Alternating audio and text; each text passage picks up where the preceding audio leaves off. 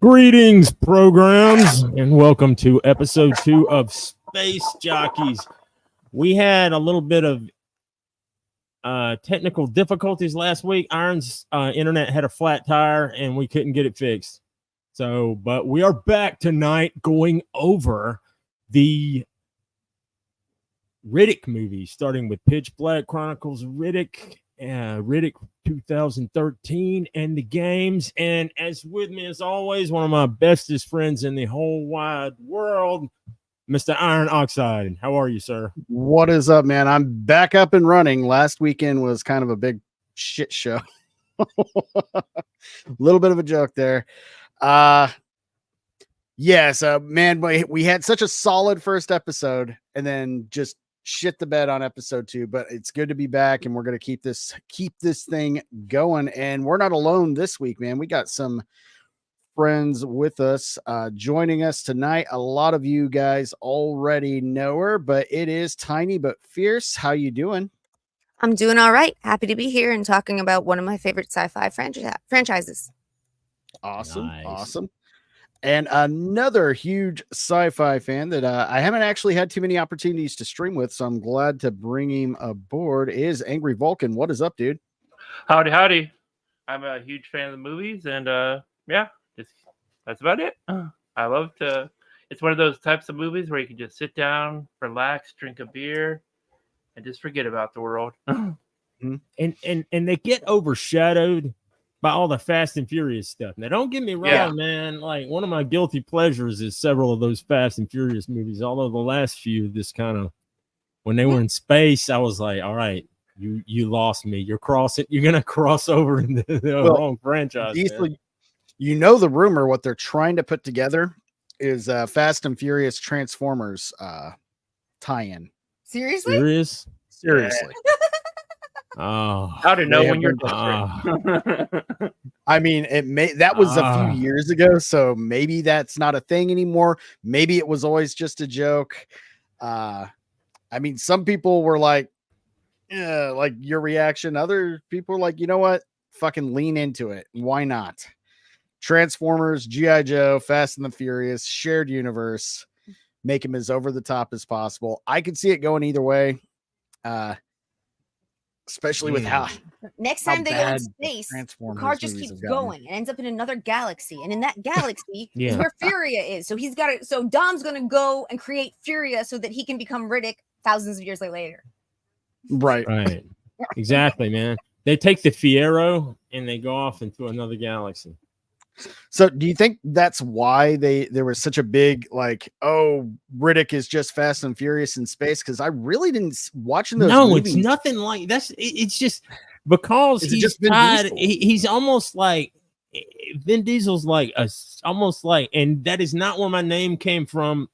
I had that way before that. So in case anybody's wondering, I'm not one of them weird simps, but he's like one of them dudes that's kind of like. He kind of seems they're similar kind of, you know, his range isn't that great because the dude's got some charisma and stuff like that. That it's like The Rock. Well, like The Rock used to have or something like that. Yeah. I don't know. I I always like- Vin Diesel's a much better actor than Dwayne Johnson. Yeah.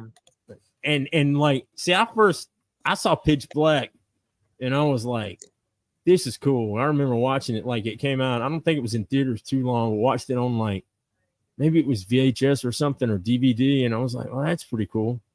Because you know the ads for it were pretty. They would show like I think it had the dude where he's like drinking the whiskey and spitting, and you see the bioraptors around him. I think that was in like a lot of the ads. That's would one of you the say best that would you say that Pitch Black is like the peak of those movies? Not really to me, because like Chronicles of Riddick, like Pitch Black is like you take like one corner of this universe. It seems like to me, like Pitch Black is like one corner of it. You've got this merc that's bringing this prisoner in and that kind of thing going on. People traveling around. Chronicles of Riddick, man. I don't know what the budget was on that film, but like it was like they just opened up the door to all of this other crazy stuff that was going on in the entire universe. That just was like. It's almost like they're you're not even in the same in the same Let me universe. grab my teacup. Hold on. Yeah. See, looking at it like from just a film perspective, you've got Pitch Black was nothing more than a lower budget sci-fi horror. It was a horror movie, kind of in the respect to how Alien was a horror movie. It was a sci-fi movie second. It was a horror movie. I can agree with first. I that, mean, even though I you would normally call the two the same, but you yeah, see I what I'm normally saying? don't like horror movies, but I love the alien. I like the Alien movies, and I love the Riddick stuff. But I can see why you would call it a horror movie. Yes, but if you go back and watch Pitch Black is a classic, like traditional Yeah, I saw it horror in movie. theaters. It was I Kind did of too, Blair multiple Witch times. style, like that low It budget. was a sleeper hit. yeah.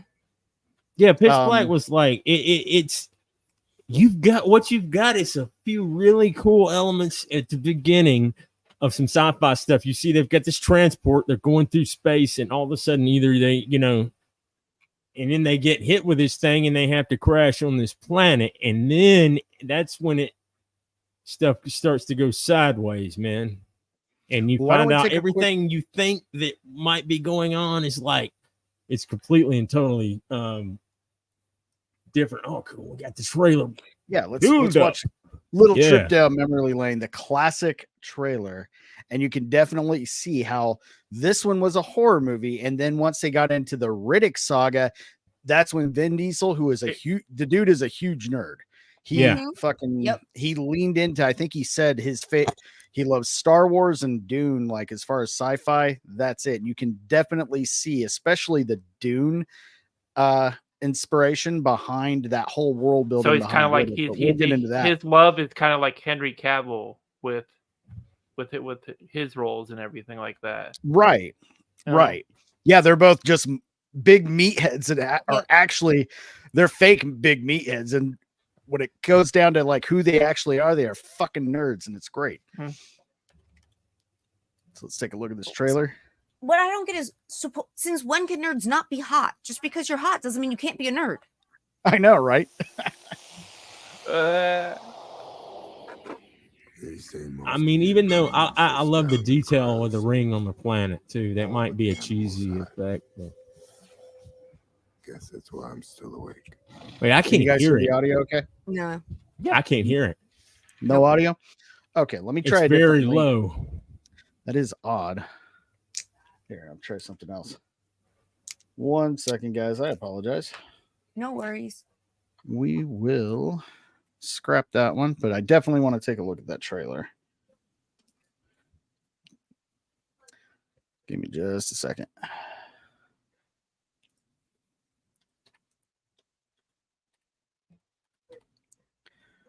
Pitch Black trailer. Oh, here we go. In 4K. This one should have good audio. Let me try my headphones. See if they work now. Do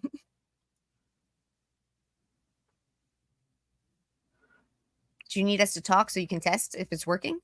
I can hear you. I can hear you. They're just a little staticky, and it kind of gives me a headache after a while, but I'll live. Ricola.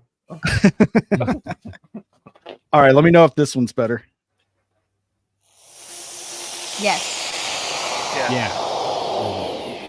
They say most of your brain shuts down in cryo sleep, all but the animal side. Guess that's why I'm still awake.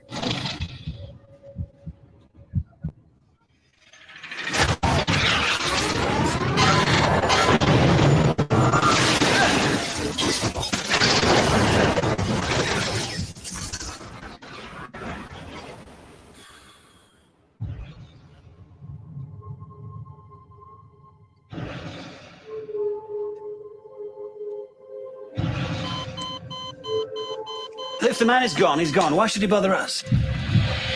Maybe to take what you got. Maybe to work your nerves. Is he really that dangerous? Only around humans.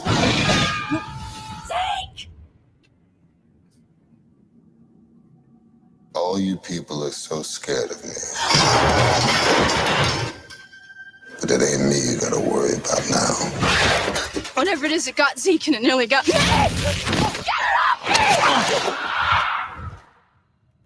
They seem to stick to darkness. So if we stick to daylight, we should be all right.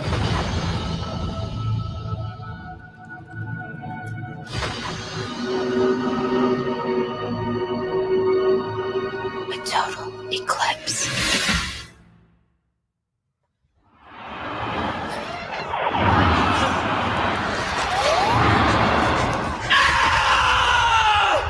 We're gonna lose everybody out here.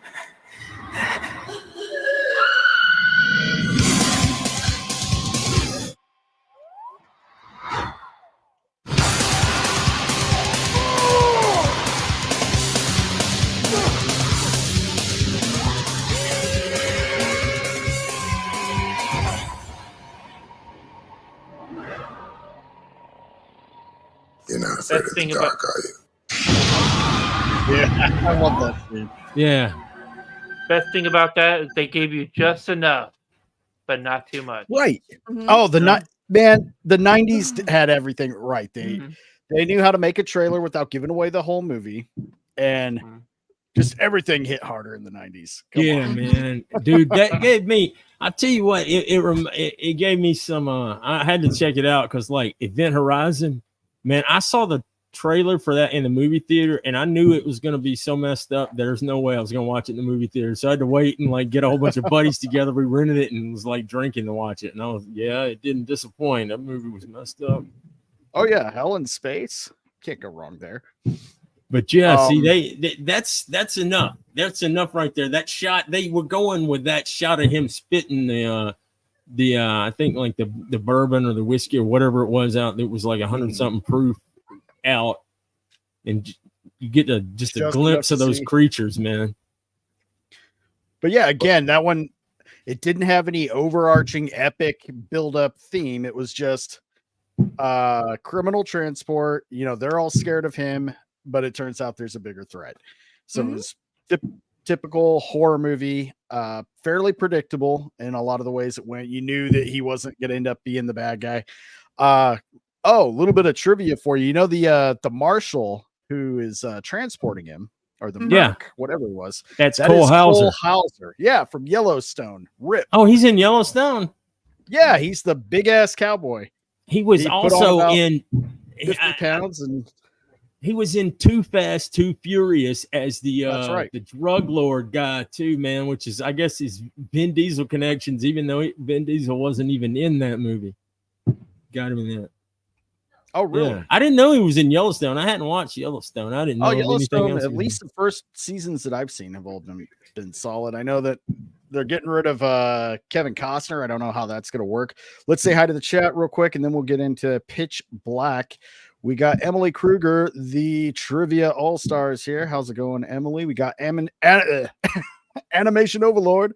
What is going on, man?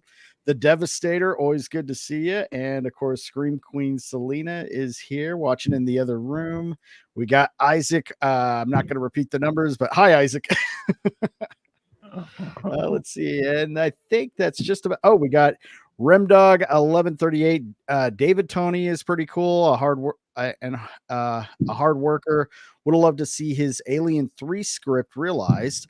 Cole Hauser nowadays is unrecognizable. Yeah, that's just what I was saying in Yellowstone. He put on that weight. He looks better with the weight instead of being, skinny dude. Being kind of a heavy set cowboy works for him.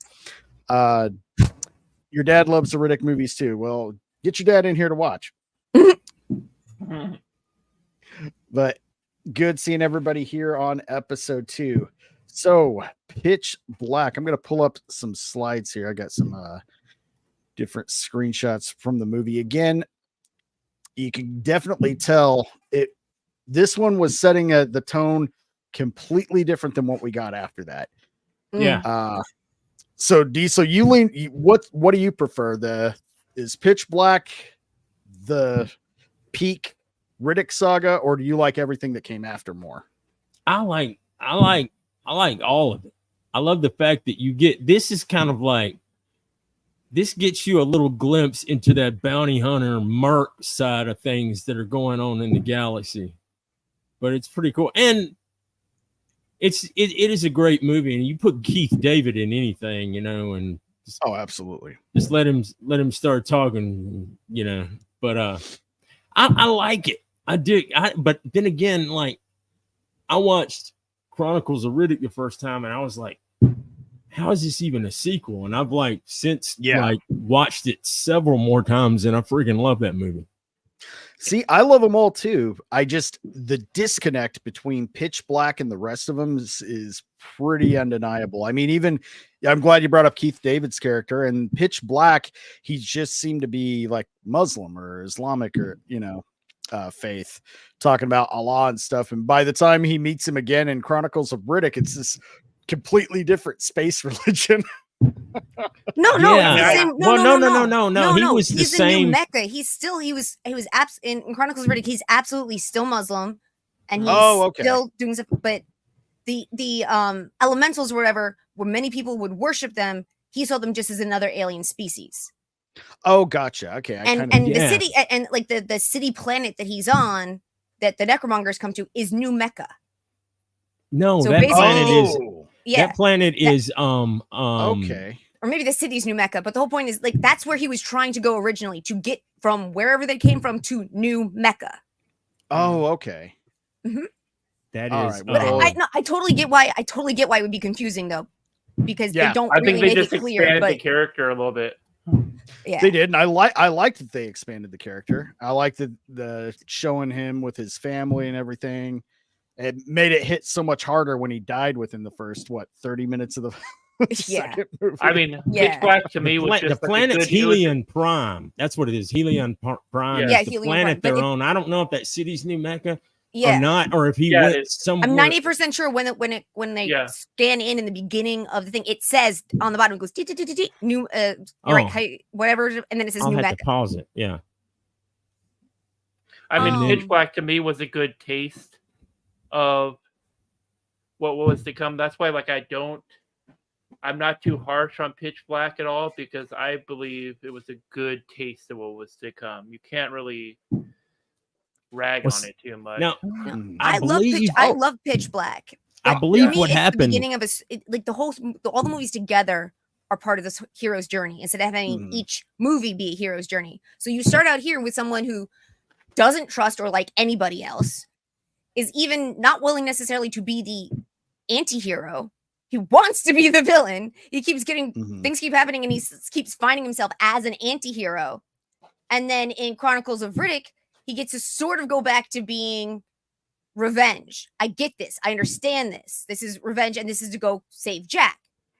And then in kind of like Riddick, a Nightwing. Yeah, kind of. And then in Riddick, it's back to, I'm the badass. I can get through this. But because of what happened in Pitch Black, I also know that technically there are people out there I can trust. Like for me, it's all three of them together make the whole journey. Now, each of them is not a. I mean, each of them is a journey in itself, but not completely. When they did the pitch meeting for this, David Toy, or however you pronounce it, had 3 briefcases, and he only opened one and showed them what he had for I want to say. I think that was when he did the Pitch Black, because the Pitch Black, he had he wasn't going to let anybody see anything. I think it was Vin Diesel was talking about this. Hey, he had these briefcases, and I think he had Chronicles of Riddick was in one, and then I believe one of them, I think the necromongers were gonna take a trip to the Underverse, and I'll have to find that clip. I just now thought of that. I should have found that earlier where he was talking about that. But all of this, David Toy, he's the guy who had all of this in his head from the beginning. I think Pitch Black seems like it's so far removed, because I'd imagine the budget is significantly smaller for that movie. It's almost borderline at times like an indie film. That's news to me. I didn't know it was a cohesive idea from the get-go. I thought that it started off as okay. That actually makes me feel a little more forgiving, because I love Pitch Black separately than I do the Riddick films. Gotcha. And Pitch Black is very kind of holds that special place in my heart, because it's, horror, sci-fi horror is my jam. The big epic-y, everything they did after, great.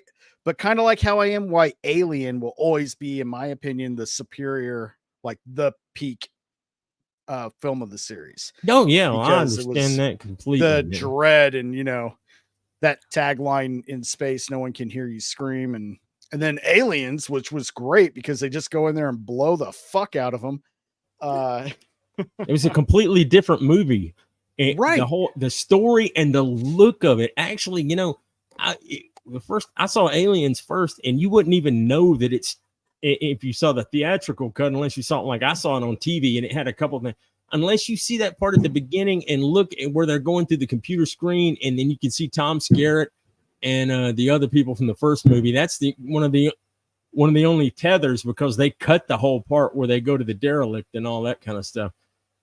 And it was like Ridley Scott shot it in much wider. I forget the aspect ratio, but that's why it looks like a completely totally different movie.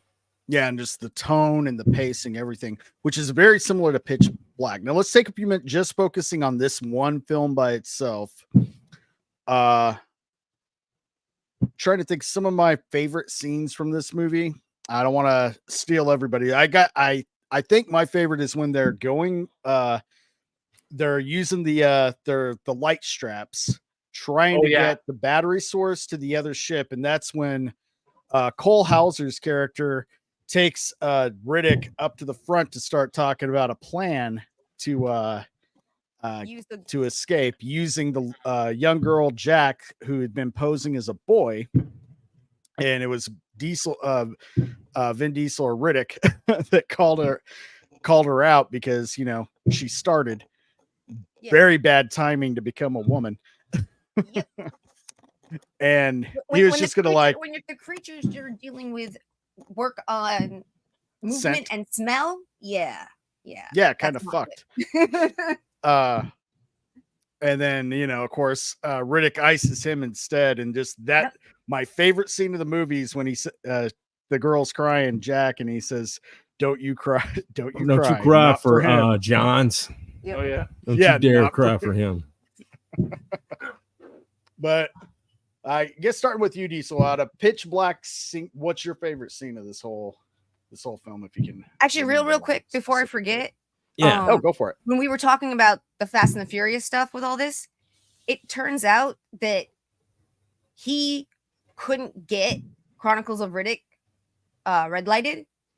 So he went to them and said, "What would it take?"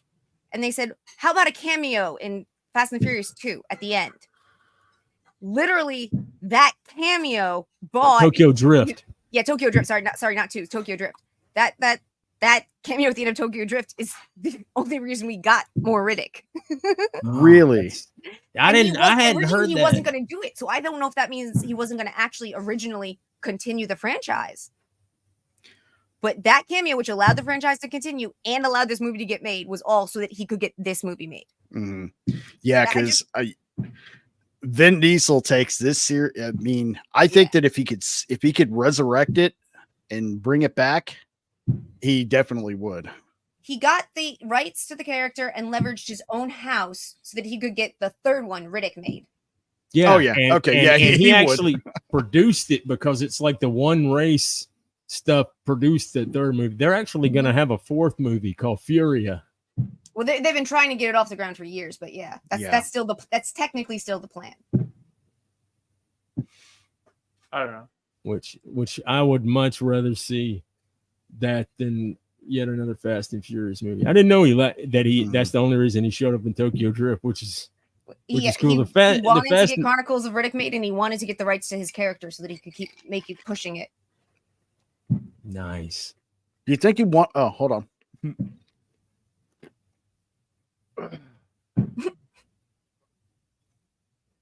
Yeah, it's funny you mentioned the light bar scene and everything. That's actually my favorite scene out of the whole movie, too, as well. Just because if you watch that scene at like 1:00 in the morning and you really get into that movie, like it's like, oh shit. Yeah, because all you got is that lighting, man, from those things, that bluish lighting, and let's see if I got that scene in one of these slides. And of course, there he is spitting the fire at him. I'll look on Google light bar. I don't know if you noticed when they talk about the weight of those power nodes or how much they weigh. Mhm. I think they said they were like 35 kilos a piece. That's heavy. Yes. That's Very. that's really heavy. I can do that. I'll do the conversion, but like I learned. Oh, how I to- found it. There it is. Hold on. Let's see if I can share it. Let's see. That is. Also, Pitch Black also gives us another very interesting, at least in my opinion, hero's journey. With her, right? with the co-pilot. Yeah. In the beginning of the movie, she's willing to dump them all to save the ship and herself and her pilot. And by the end, she's willing to fight Riddick to die to protect the ones that are left. Yep. Right, but he was just testing her at that point to see, making sure that she wouldn't leave them all to die again. Yeah, that is. I think that was part of it, but also the way he says interesting. Like he literally sees something in her has changed in some way. Yeah. And it's like something she didn't even see in herself. Like she's almost surprised when she says, yes, I would die for them. Like at least to me, she looked almost surprised, as upset as she was, that she would realize that she had in the last 6 hours, a fundamental part of her had actually changed. I know she was a great character. That took me so off guard in the theater. And she's just carried away, and he starts screaming, "Not for me!" Yeah. And at first I was like, "Who the hell is this person?" Like, and she came up basically out of nowhere. I'm like, "What the hell?" She has a great range. Yeah, she was quite impressive as an actress. Oh. Dude, I think one of my favorite scenes is just a quick one, just because I want to say the first time I saw that, I wasn't even looking and pay attention when they realized that he's gone, and then they're all looking for him, and then the one dude comes down and they show a shot of him, and he's just sitting in that chair on top of the thing, hitting the guy's whiskey or his wine or whatever. Yeah, he's just got his feet up. He's got his feet propped up, and he's just, because everybody's looking around, and all of a sudden they just go up there for like a split second, and he's just sitting up there he's sitting there watching them do everything completely in plain sight to anybody who actually was paying attention. Right. And another good one that I always forget about when they're leaving, and he shuts everything down and lets them all come up over the freaking ship, and then he turns on the thrusters and just fries them all. Oh yeah. I mean, the man does understand vengeance. Here, Vulcan shared something with us. It's a quick clip from the movie. Let's pull that up real quick.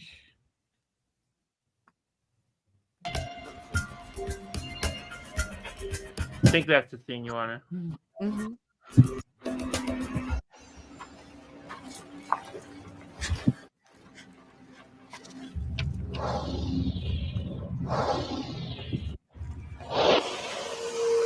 That's a good visualization of echolocation, man. I think.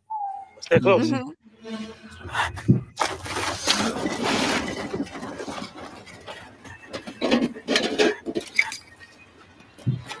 Wait.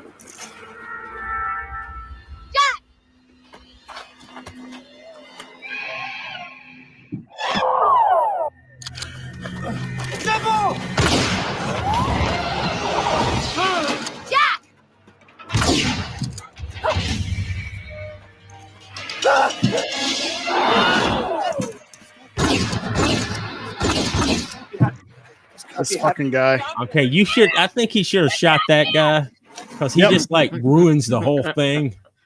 Yeah, they absolutely should have. Right, and then what are you doing if you're gonna run away? And I mean, why would you run away from that? Where are you gonna go? They're all over. He's the obviously. place. I think the idea was he's in complete and utter panic mode and can't think at all.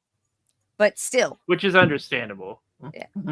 It is, but kind of like in The Walking Dead, you're in that situation and somebody starts doing that, and it's one person versus survival of the group. Yep. Might as well go into that house full of blades. He could be drunk too, man. Because I might. I don't know if I would have fallen over. Like if I'd have been still drinking in that situation, I'd have been like, Try But to be honest, he the passed whole out thing in the didn't middle. have In to the middle happen of the same way thing. if Jack hadn't gotten out of line. I mean, hard to Well, blame the 13-year-old, but still. When she dropped Jack the He dropped flashlight. the guy who ends up destroying it all. He dropped a bottle and she went to grab it to help. Yeah. Because it's another source of light. She didn't want to let another source of light go, but she's not thinking clearly because the minute she's not attached to everyone, she becomes a bigger target, and then they all have to work to protect her, which makes dumbass lose his very small amount of marbles and then destroy everything for everybody. Yeah, see, I would have never, like, as far as this situation, sacrificing the girl would have never been an option. But this guy, once he started crawling off, leading the court, Yeah. Weed the out the inevitable. stupid people. Bye-bye. Yeah. And I will say, I was actually somewhat impressed with John's trigger discipline when he almost hits the pilot. Almost, yeah. And we know that he's tweaking out at this point. He is out of morphine. He is tweaking out, and he still didn't shoot her. I thought that was impressive for him. Oh, that dude! No, he had enough morphine, man. Did you see all those? Did you see his little case? No, they were all empty. By the time we actually see him putting it in his eye, that's the last one. They're all the rest of them are broken and or empty. He had broken into their medical supply. Yep. And that's why they didn't have anything full. to keep the pilot and comfortable while he passed. Yeah, the box of morphine with all the little applicators was missing. She couldn't get it. That's why he had to die in so much pain. And that's what Riddick says there. He goes, go ask Johns why your partner had to die screaming. And then you see him away, like taking out one, and he's looking at the box and he's shaking slightly, and he puts like one drop in his eye and he starts to not shake so much, but it looks like he's been doing it like every hour since they got there because the empty. I don't think you. Well, I don't know. I'll have to go back and watch it. I was thinking they were full because she says you've got enough morphine there to like something or another. Yeah, and an addict can go through that like nothing. Yeah, tolerance is a bitch. True that though, man. If I was on that planet, I'd just be like, man, we're fixing to get eaten by monsters. We're past the morphine. That's what I really like. That's what I really like about the Pitch Black movies too, because you go back and you have to watch these scenes, like kind of notice the progression of how much of a real junkie this guy is. Because like if you watch it like one time, you're like, whatever, and you're like, oh shit, that guy actually has a little bit of character development in the movie, and you can kind of see. But his is like downwards, whereas almost everyone else is upwards. Yeah. I mean, how much of a high you gonna get putting that in your eyeball? That's messed up, dude. Wouldn't it Well, just make Space morphine, Diesel. Yeah, you're supposed to assume it's futuristic space dope. Yeah, I guess in space, man. And actually, there's more and more evidence that certain ways to get certain drugs into your system as fast as possible, especially if you have something neurologically related, they will there are things they will actually put drops in your eyes to try to get to other things. So Blue-Eyed Scorpio, with a little bit of inside scoop here, they started filming the new one, apparently started in August. Oh wow. Woo-hoo! Yeah, that's some good news. I think they had a date of a year or so, maybe, when I was looking at it before, because it'd be cool because we'll get there. Well, I remember that when Riddick first came out in theaters, people were saying, this is the last chance. If not enough people show up for the third one, we'll never get Fury made, most likely. And so there was a big push for people to go to the theater so that we can get a fourth movie. We'll get to the third one because that's my least favorite, unfortunately. Really? Yeah. I don't know how everybody else feels about it, but I don't want to jump ahead. Oh, you put the dog down. I was like, it looked like he had a little wolf. Is that a husky? No. Oh, it does. It looks like a husky. No, it's a half Chihuahua, half Rat Terrier. Yeah. Okay. Oh, he's so older. it'll always look like a wolf puppy. Yeah, he's old. Yeah, he's got a little gray going on. Yeah, he's 9 years old. So. Okay, yeah. First, I thought it's like, holy shit, you got a little. But there's right now there's fireworks going on outside, so it's freaking him out. So. Oh yeah, the Chihuahuas don't like the. Yeah. Let's finish this scene real quick.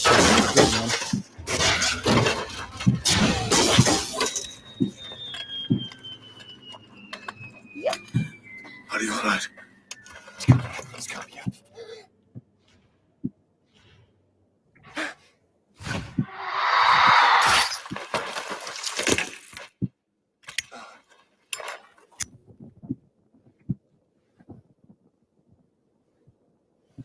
was supposed to die in France. Never ever saw France. We. Oh, it's terrible. It's such a random Watch line. that. I've always wondered if it was ad-libbed. Yeah. Watch that at 1 o'clock in the morning. Well, half it's good drunk. to see you're okay.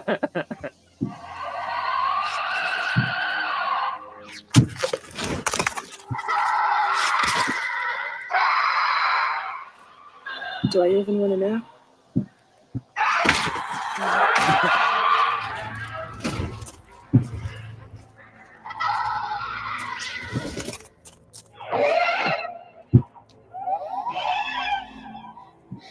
It's funny whenever you hear that the whistling of the.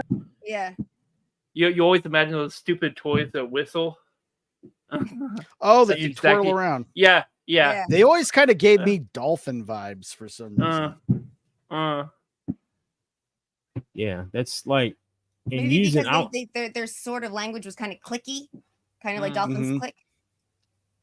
Yeah, like dolphin, like a mix of a dolphin and the velociraptors from Jurassic Park. It does Kind of a almost weird- sound like underwater, but it's like I can see Yeah. like I like that the way that it shows their vision, the echolocation. You see all the lines coming in like that, like that's the like Mhm. that's the sound bouncing off the other things, Hmm. giving you kind of an idea of what's going on and what it looks Allows like. for great proprioception. Had to linger on that one because again, the 90s just hit hard. That 90s hot. This girl was just your stereotypical 90s hot chick in an action movie. It's great. We don't get that anymore. And there was character development. Yeah, and she was a badass character. It's really unfortunate though. Her death kind of was. An important catalyst. Yeah, it worked for Riddick. And then that fucking scene at the end where he lets them all pile on. Yeah, top. what Diesel was talking about before when he does the big vengeance burn. Yes. KFC style. Yeah, we can't go not without saying goodbye. It's not the best Vin Diesel impression, but I thought what did you think about the design of the monsters, the aliens? Oh, I thought they were pretty I think creepy. for the time period, yeah. You can But definitely also for the time period, you can definitely see the alien influence, especially with the teeth. Yeah. And I like the- the idea that flying they're ones were pretty blind. cool, too. I found that really interesting too.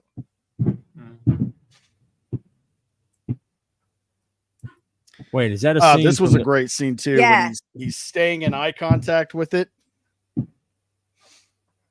takes off his. I think wasn't that the scene where he first takes off his glasses? Yeah. I think that was, yeah. yeah. Oh, no. Yeah. Oh yeah. You're right. Yeah. Well, anything else we want to talk about with as far as Pitch Black before we get into the good stuff, the Chronicles and so on? No, I it's thought just it was- overall really good sci-fi. I guess now I'll admit horror movie. Yeah, I like the attention to detail, even though it's like probably with the CG it was limited. But when you see all the debris in the rings of that planet, Yeah. and with considering probably the limited budget, the crash of the thing, and then it was the look of the ship. The thing was huge and long. Mm-hmm. It's just It was made interesting. with love for the characters. Oh, and every time I rewatch it, I get shocked again that what's her name? Damn it. She was on Stargate SG-1. She was in Farscape. She played Erin Oh, Swim. Kaylee Sackhoff No. Keely Sackhoff's in the third movie. in the third one. Okay. Yeah. From Pitch Black. In the beginning, she was one of the colonists. She's one of the few that didn't die, and then she gets killed off really early. Oh, the dark haired chick. Yes, her. Yeah, She's- the one that she's the one. She's one of the the main one- characters in Farscape. So, and for some reason, You're I right. never remembered that she's in it, and then I watched the movie and I would go, "Oh my god, it's Aaron's son!" And I That's must have said it, another- like 16 different times. That was another favorite scene where she got killed and he just stands up and dusts some dust off his shoulder after this woman just got horrifically eaten.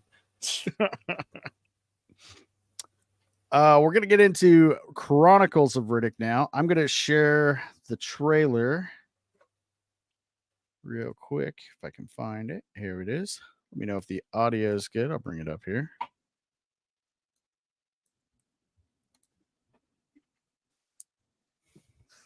Are we going to be doing these in chronological order? Yeah, we just finished Pitch Black. Yeah. Well, I just meant, let me put it this way. I know some of the video games come in between the movies and stuff. Oh, Yeah. And I we're was gonna gonna just do the. If there's any way we can leave the video game part of it to the end of the stream, because I won't have That's anything what I can say. That's exactly what I was. I Saying. don't We're gonna really- talk just the Okay, cool. movies first, and then we'll talk about the games, the anime. I think there's even some tie-in comics, right? You were telling me about that, Diesel, right? I think I heard that, but I've never seen any of them. Diesel? I don't know. I've not heard of the I comics. mean, I've seen images of the comics. I just Okay, haven't- you were just talking about the anime then, right? Dark yeah, Fury. I've seen the anime. Yeah, Dark Fury's anime. I was trying Yeah. to find it. No, there was that. There's like a little motion comic thing that I sent a link. It may be on YouTube, where it was basically like this scene from the beginning of the third Riddick movie, and it was kind of like it was almost like, yeah, it was like a little motion comic. I think it was a few minutes long. I can I can find that. All right. It's just basically the same, just a comic version. I think they put that out before the movie came out. The anime? No, it was a little comic for the third movie. It was just like the first 5 I minutes think or I got so it. of the Think about it. of the movie. It was like in comic form and stuff like that. I Let me think see. I I got think it's on YouTube. I think about it. Okay. Well, I'm gonna play this real quick, and I'll be right back. I just gotta run the restroom. Found it. Power of Google. They are a plague that now sweeps through the worlds of man, I think that's it. leaving behind a trail of dead planets and towering icons, monuments to their unholy crusade. All those poets on all those worlds who spoke of war as such an unsightly thing, they never stood here. Never fails to inspire, does it? Each time a world falls. The Necromongers, a dark army that will convert or kill every last human life, unless they can be stopped. But sometimes, the only way to stop evil is not with good. You must confront it with another kind of evil. Who the hell are you?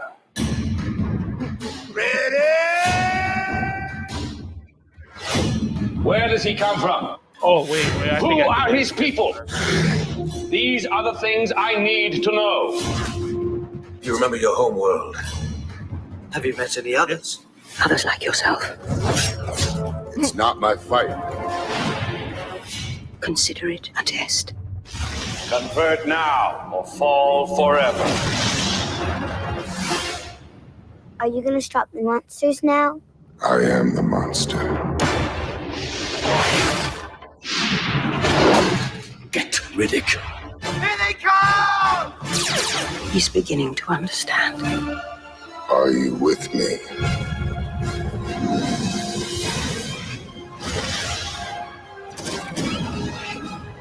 Who is this man? He sees everything. You're not the one to bring me down. You're not afraid of the dark, are you?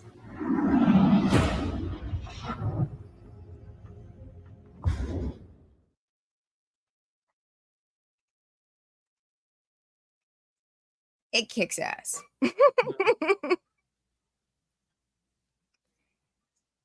You're muted.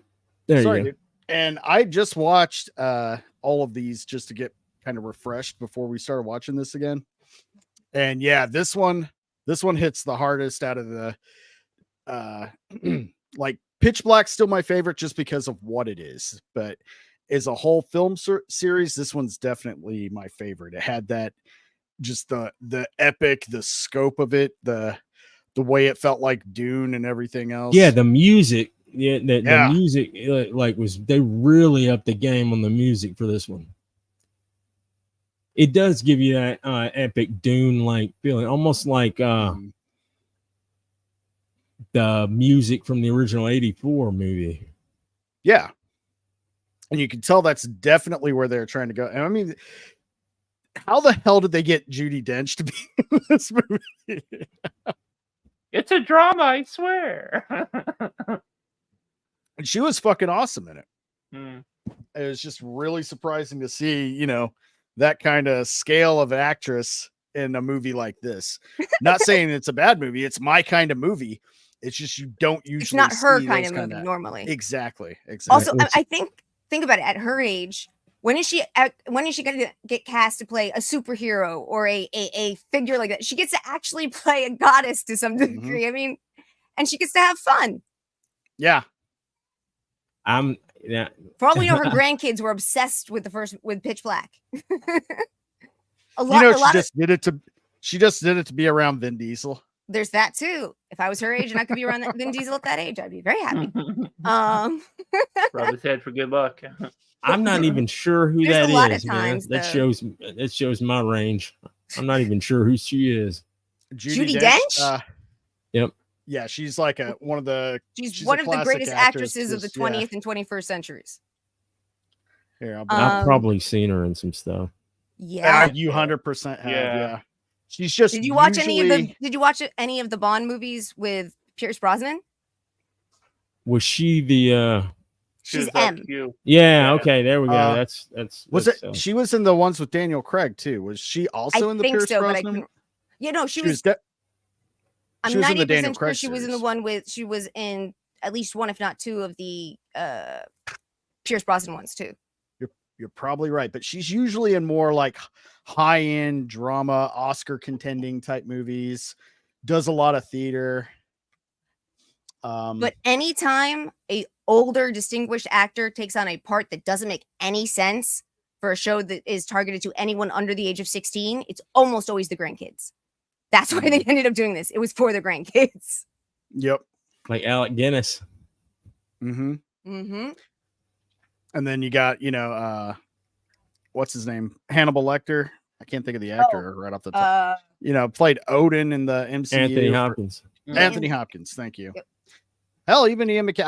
I guess I don't know what I'm talking about. You start thinking about it more and more. You got Ian McKellen in the X-Men movies and Lord of the Rings. Well, Lord of the Rings is on. That's high peak cinema on its own. So you wouldn't really put that there. High peak cinema based on one of the greatest pieces of literature ever made from her own country, even. Right. I mean, the great thing about this movie is how many characters are in it, and each character, they gave a specific amount of time to really develop each one of the characters, and it's amazing to me the great story of each of the characters. Like the bounty hunter dude at the beginning is chasing him, and at the beginning of this, that's just Riddick wants to be left alone on whatever desert ice planet that he's on, just chilling.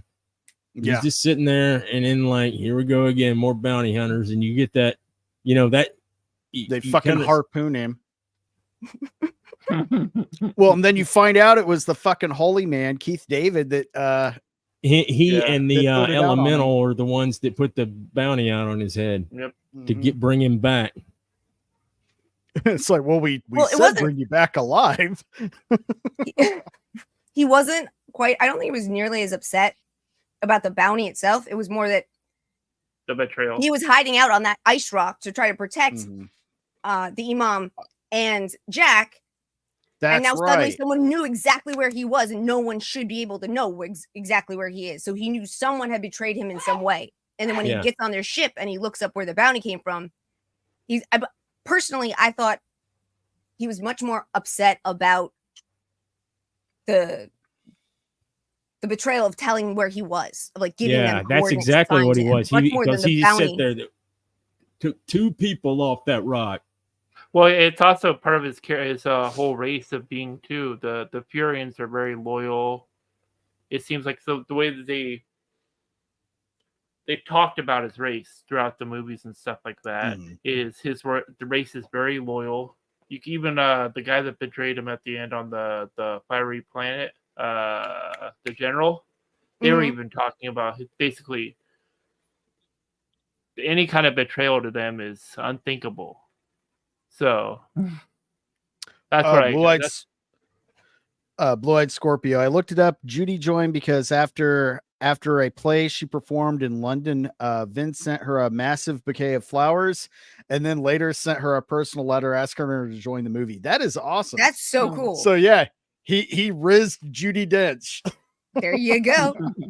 Hey man, that's how you do it. You want somebody with this to give the distinguished kind of like elegance of an elemental. Yeah. From the elemental race. There you go. Dude, that was a smart call, and he did it the right way. Going through agents and everything else. You know, classy lady like that, sending her flowers and then a respectful message asking her to join the cast. Shit, how much she was paid. That's all it takes. I wanted to go back real quick. However much she got paid. There's that too. I wanted to go back a second to what Vulcan was saying earlier. That every character in this, even if they're only on screen for freaking 2 minutes, they have an obvious individuality. They have an obvious. These aren't just NPC random background. They're people, you know. Yeah. Oh and God, what they did with you don't get that anymore. You literally you can have only 4 or 5 people in this show, and you still don't know anything about them. Right, and like the way they developed the shit out of Carl Urban, and Carl Urban is the girl so good in this movie. The seductress from that chick from Westworld's character. I mean, and then they just dropped it. It was like I love the intensity of that though, but yeah. My favorite part in this movie is when the dude that's got the knife stuck in his back, he's in their little he comes up to where they're holding their little assembly, and they say, you kneel or bow before the Lord Marshal, and he goes, I bow to no man. Yep. And he's like, he's not a man, he's the holy half dead. He's like, they say something, he's like, yeah, but he goes, but I will take a piece of that guy, and he points at that guy, and Carl Urban goes, a piece you have. The teacup scene to me is the best scene. Yes, I love it. Oh yeah, I love the teacup. I'm gonna kill you on my teacup. And right before that, when they let the beasts out, and they just become like, they just adopt him into the pack. Yeah, he looks at him, and he looks over at the other guy, and he goes, "It's an animal thing." Oh yeah, that I forgot about that part. Oh, I love. Oh no, that's one of my favorite They're parts. The whole thing. running down, taking out all the prisoners, and it pins everyone is him, and running then they come up, and he's just terrified. sitting there fucking petting it. That kind of reminded me of Lethal Weapon with Mel Gibson and the dog in Lethal Weapon 3. Yeah. The drug dealer's guard dog he ends up stealing and has it through the rest of the movies. Yeah, that's when he starts eating the dog biscuits the whole time. Yeah. The only thing from that movie I ever remember is the scene where he's comparing scars with the female cop or the Fed or With whatever. Renee Russo's character. Yeah. Oh yeah, that's a Like, hot. no, I scene, got this of one from course. here. Oh no, they're just like literally stripping themselves down, not thinking about it at all, just to show their scars to each other. Oh, they knew what they were doing. And I really love this character on screen right now, just because Vaco. it really like. I mean, Carl Urban is a fucking chameleon. Yeah, He's a great actor. You can understand where he's coming from. Do you all the understand whole what he movie. started as? Mm-hmm. Do you guys know where he started? No, I know this on TV. He was on TV for quite a bit. He was Cupid on Hercules' Legendary Journeys. Yeah, that's right. Caesar on Xena. And then they brought him back as like 3 other totally random characters on Xena. They did that a lot in the Hercules and they would recycle actors and just put them in different roles. And they were all local. They were all local New Zealanders. But, I think isn't Carl Urban New Zealander? Yep. That's what I thought. A piece you shall have. It's just and hilarious. this. I don't know. The more this is one of those movies, like I was saying, the more you watch it, the more you see. And some people could argue, "Oh, none of this makes sense." And all. Man, it's science fiction. There's certain things to a point that kind of make sense, but then there's other elements of the fantastical. And this just kind of like Pitch Black, you see, is this little tiny corner of the universe. Then for this movie, it's like you just kick the door open and you see all this. And you got these freaking like the elementals, which are like they're not even solid form for the most part. They just float around. Then you got the of course, you've got the mercenary bounty hunter group that kind of does their thing, and they have like their boards and their bounty hunter boards and all that kind of stuff going on. But then you've got these people, these necromongers, that are going around from planet to planet, convert or die basically with their religion and everything. And you see some of the stuff and like more of like the alien, just like those dogs that were on the prison planet, man. There's a whole lot of stuff going on, man. It's like, kind of Halo-ish in a way. What up, that sauce? And look at just the attention to detail they put in this armor. It's insane. Somebody said something about it being 40K or in space or 40K or something. I can see that. Yeah, I can definitely. I could kind of see that. I don't even know much about. I don't 40K, know anything about 40K. Maybe but the they have an evil armor, emperor, right? Yes, they have an evil emperor. They do. Yeah, I don't know much about it either. I have enough friends that do, and I've kind of caught a lot of it secondhand. Yeah, I that's why I hear people talk about that, and I figured, I know that's why I asked: is there an emperor? Am I remembering this right? Yeah, there's definitely an emperor. Yeah, Jesse kind of explained it to me that like everybody in the entire universe is like everybody's bad. It's just different levels of bad. There's not really. It's just And nobody's really good or evil in that universe, is from what I understand. It's just a conflict. Lots of killing and war. Yeah. And in a weird way, like up until like this character. Well, let me go back. Yeah, that's good. Yeah. So this character, like what I really did like about him is the fact that partially you're rooting for him to kill the Emperor. Because you're like, okay, I can understand this guy's been shit on most of his career. Like, so in a weird way, like you kind of felt bad for him.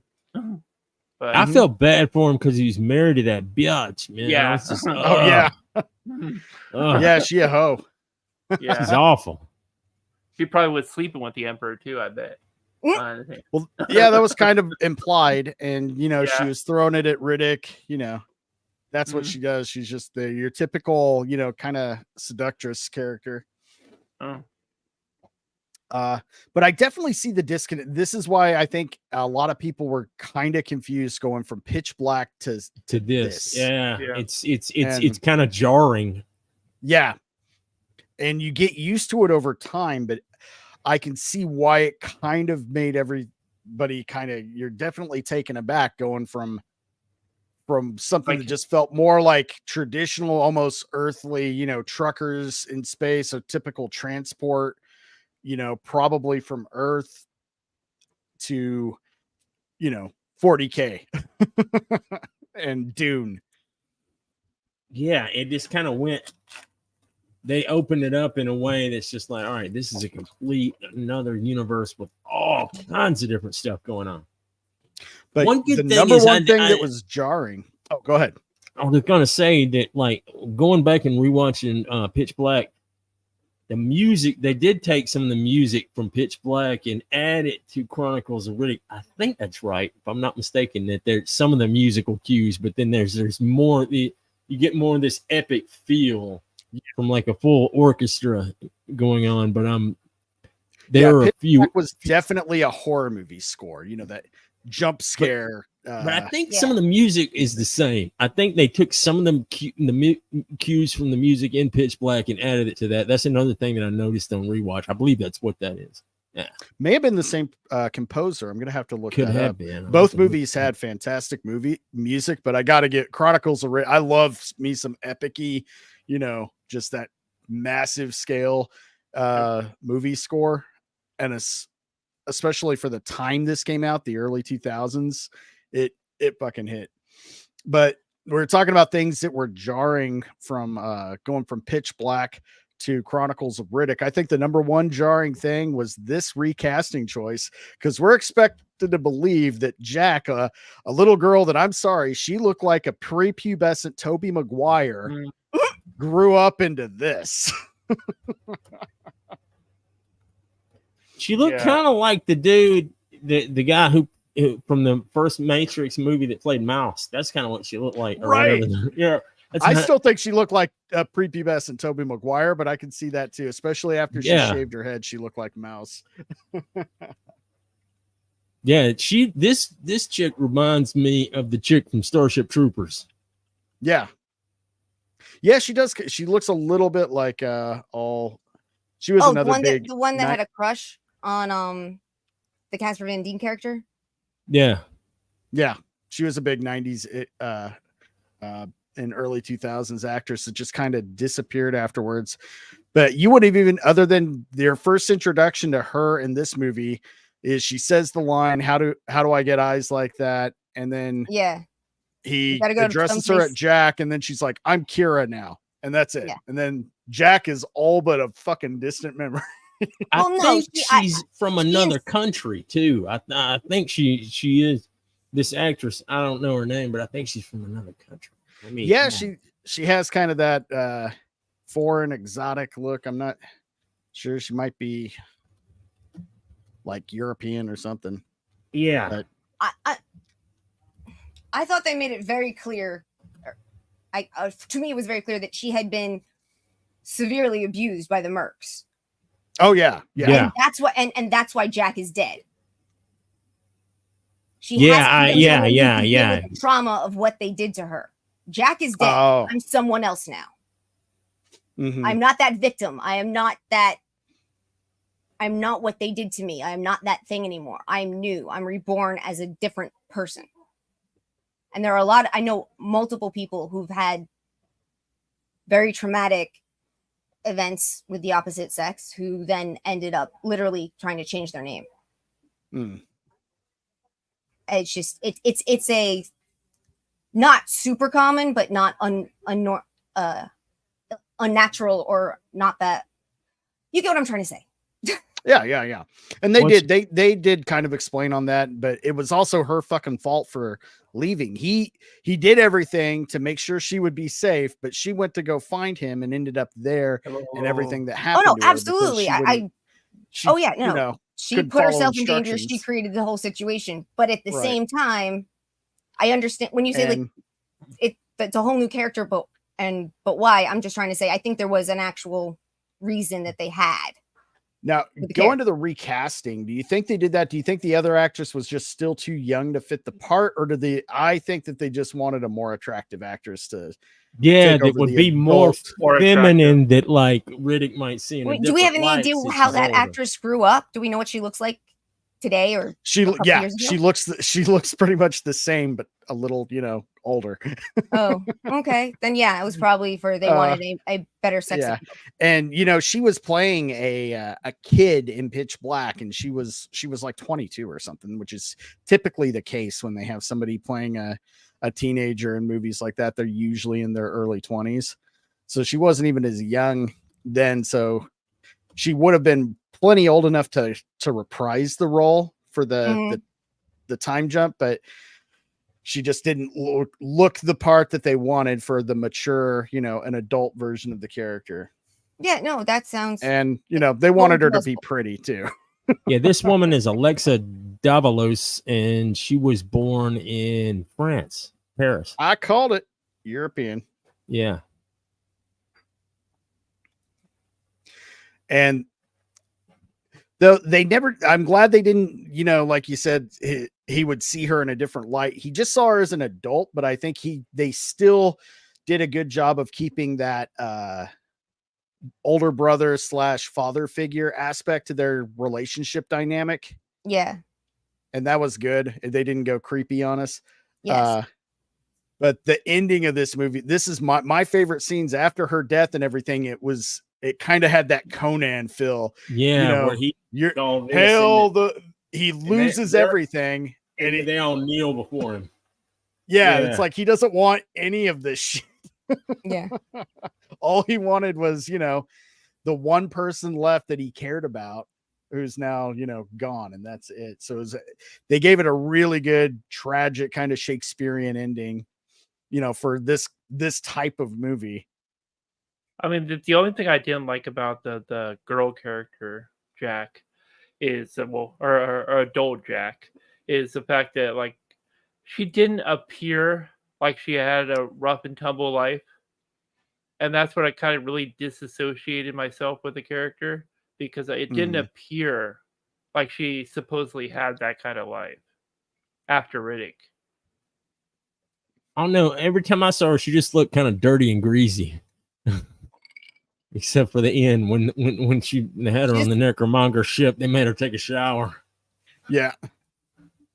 Well, it's that dirty, the sci-fi and dirty greasy, where they make people dirty but still try to keep them sexy at the same time.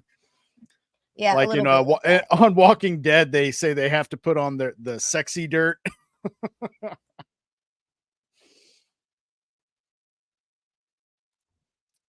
But overall, I think like I said, Pitch Black is a special movie to me because it's a horror movie, but out of the whole series, this by far, I think, is the best one. The world building aspect. I do enjoy this one a lot. I really do, but I don't agree that it's my favorite. Sorry.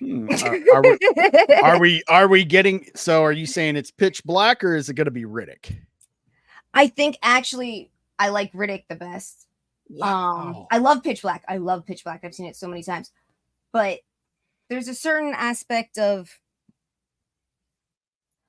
he gets to go back to who he was to some degree in Riddick, and he also shows that he has grown at the same time.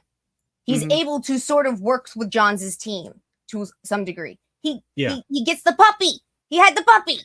I think that's why I hate that fucking movie, because I don't think in Pitch Black he would have had a puppy. We never saw him get to interact with any animals other than the ones he was killing in Pitch Black, which were the only animals on that planet were trying to eat them. But then in this one, there's the dog in this one. But yeah, with that jackal beast, when he gets it as a puppy and he's crate training the little fucker. Yes. Once what's his name? Sonovan or whatever the fuck the dude's name is, the one that blows its head off. I was like, fuck this movie. Yeah, Sanchez. Dirty Sanchez. Everyone in my theater wanted him to die, obviously, before this, but when that scene happened, you could tell how many people in the theater were like, like they were ready to rise out of their seats and go attack the dude. And this was before John Wick, man. Killing that man's dog. That just tells you how people think. You kill his love interest, the first woman he's fucking connecting with, and who knows how long in Pitch Black. Then you kill his surrogate, daughter / sister, whatever that is, the only other person he cares about. And you're like, oh. But then when they kill his puppy, it's like, fuck this shit. Good grief, the whole freaking universe, you just killing everything, man. Why do you think I became a killer? Well, I mean, good grief. But I do think it was pretty. It tripped out when oh wait, we're still talking about this. I like that dude, whatever his name. Now, I don't think in the theatrical release of this that they had the scene where the Furian woman comes in when he's in hypersleep and puts the hand on him and puts that mark on him. I think they cut that out for the theatrical release and some of the scenes that tie that in, but I've seen the director's cut so many times now that has that scene in it. Like after when he steals the Merc ship and leaves the frozen planet, and he's in like cryo, he has a vision of that Furian woman, and she comes over and puts her hand on his chest and puts that imprint on it, like that glowing handprint. Oh, okay. And then that dude right there, whatever his name is, the other he's like, the necromonger in me is supposed to report you, but the Furian or tells you not to go, but the Furian in me hopes you ignore it. And then he just like, he walks out into the fire. I was like, well, that's a pretty badass scene. Yeah. And that's another great act. He's a good character actor. He played Bruce Wayne's father in Batman Begins. Oh yeah, he had a short run on Law and Order. I can never remember his name offhand, but he's one of those kind of like Carl Urban, but he hasn't hit that big of a scale yet. A chameleon actor who can look. Dude, I'd have never known that was Bruce Wayne's dad. Yep. And this bitch right here, but she's a good actress. She's a little one note. She just plays evil, seductive woman in everything she's in, but she does it well. She does it well. Yeah. Kind of a great value Zoe Saldana. Kinda. Oh, he was in Vikings. You're right, Scorpio.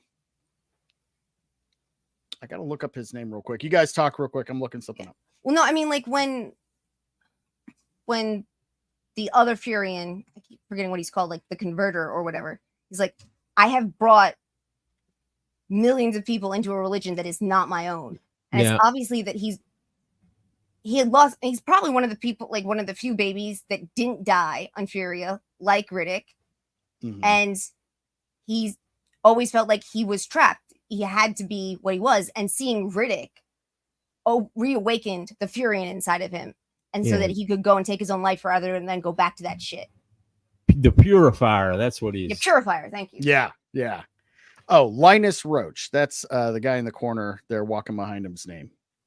Really good at, man. Yeah, I'm looking at these movies and it's like I forgot he was in almost all of them because he looks completely different in fucking everything. Unless it's like some kind of drama or something. What up, Lil Peen? Lux. Hope I pronounced that right.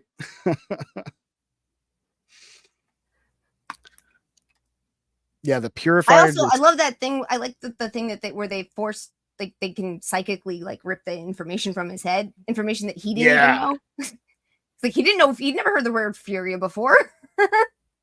Yeah, no, that was pretty. He was like strangling. They tried to strangle him with his umbilical cord or something and left him in a dumpster on a planet. Yeah, that was like that's how they killed all the Furians, man. I thought the sound design on that when they it wasn't all the Furians. It was all the male baby Furians. Yeah, it was. Yeah. I mean, they probably killed a lot of the women too, because that Furians were just handing their children over. But it's a very King Herod. Someone gave a prophecy that a new person would rise from this place, and then whoever's in charge goes, fuck that. They go and try to kill all the babies and things from that place, and then you remember when the what was it? What did they call those the people that were like reading his mind? What did they call them? I can't remember what they called them. The quasi dead. Yeah, they're like, and when they had him on that thing, he flipped the switch. It was almost like a gravity switch, and that noise that it made, it was like a whirl. That sounds really, really good in that movie. That always stands out to me whenever they hit that switch. It's like whirl, and the knife flings down to the ground. I think it's like they're called the Order of the Quasi Dead. Yeah. Creepy as shit. Yeah. They look like freaking corpses, and then you hear like sex moans going on in the background, and it's like what's going on here, man? Yeah. It's like a bunch of dusty bones.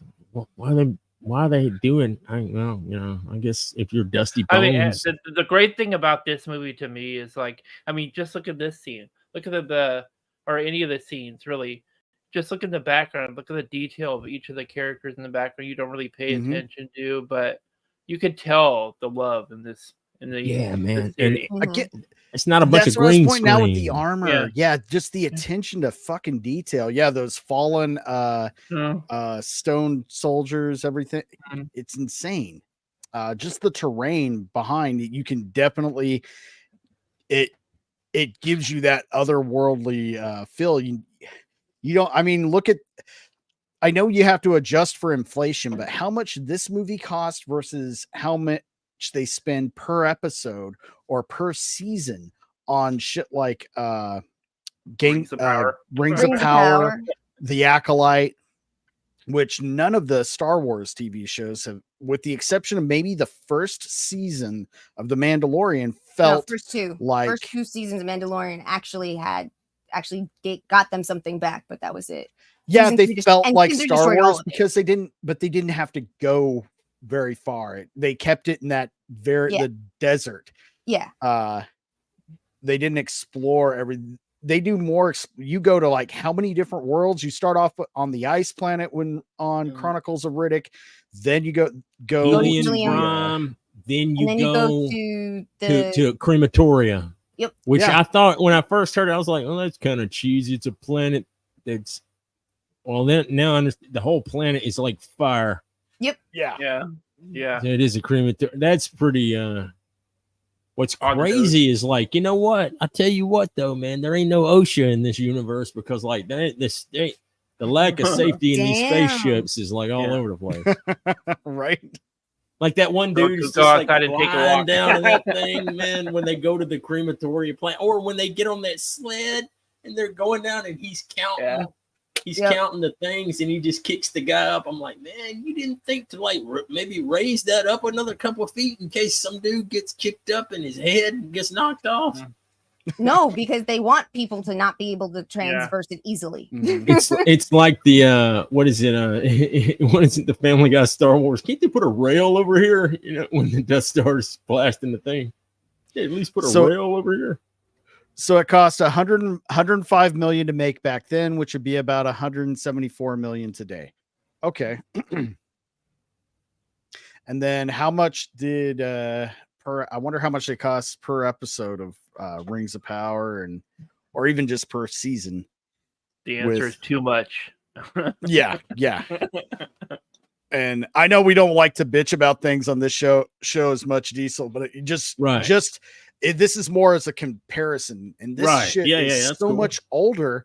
But one of the biggest things that got brought up with Rings of Power in the first season was the armor looked like just foam drawn on. The chainmail was or the scale mail was literally just like drawn on a shoulder pad. It was awful. Oh man, I tell you why they didn't make another Riddick movie. It says the worldwide gross was 115 million. Oh wow. But it's also that type of series where it didn't really become popular until after. Yeah, it's one of those things though. Yeah.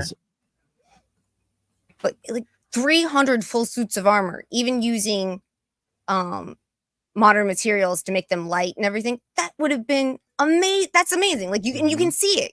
They look like they're wearing armor. There's everything looked in that real. Room. Yeah.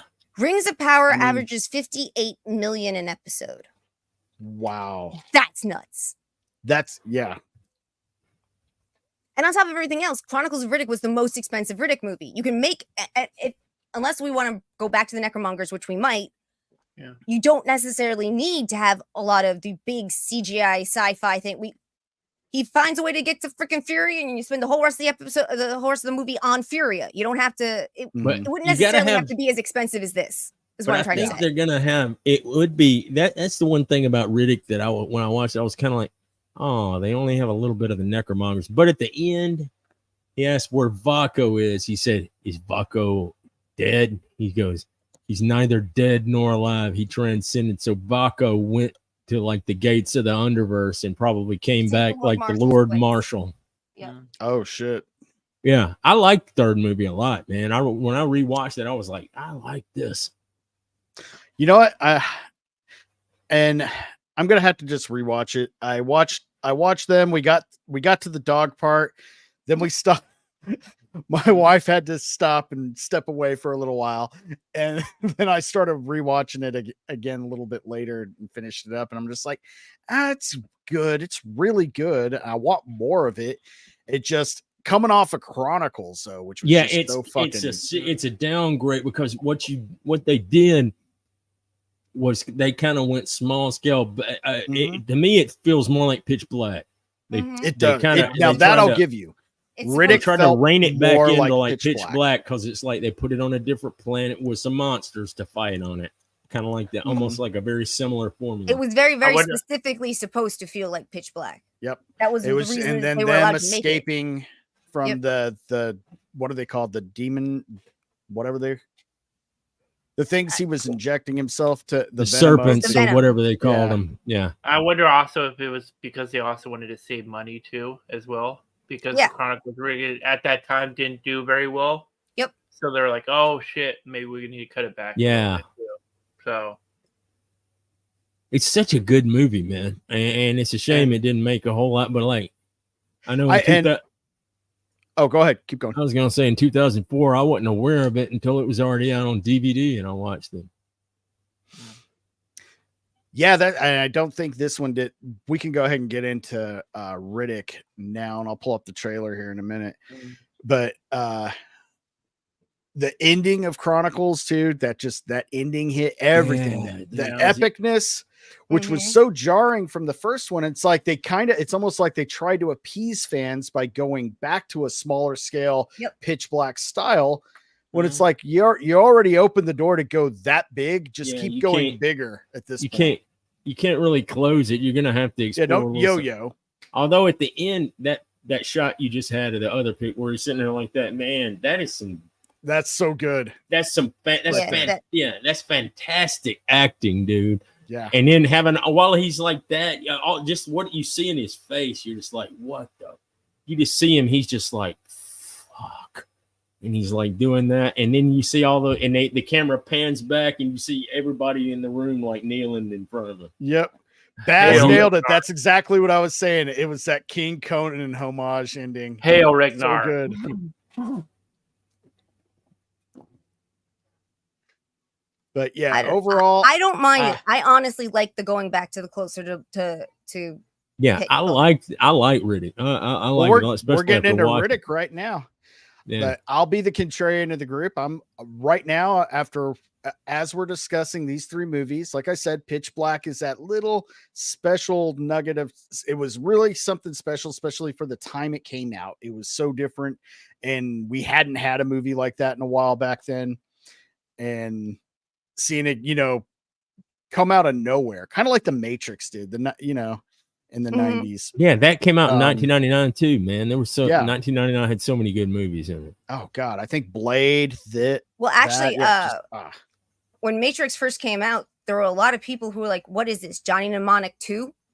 Yeah, I know, right? Like people had no idea what was coming.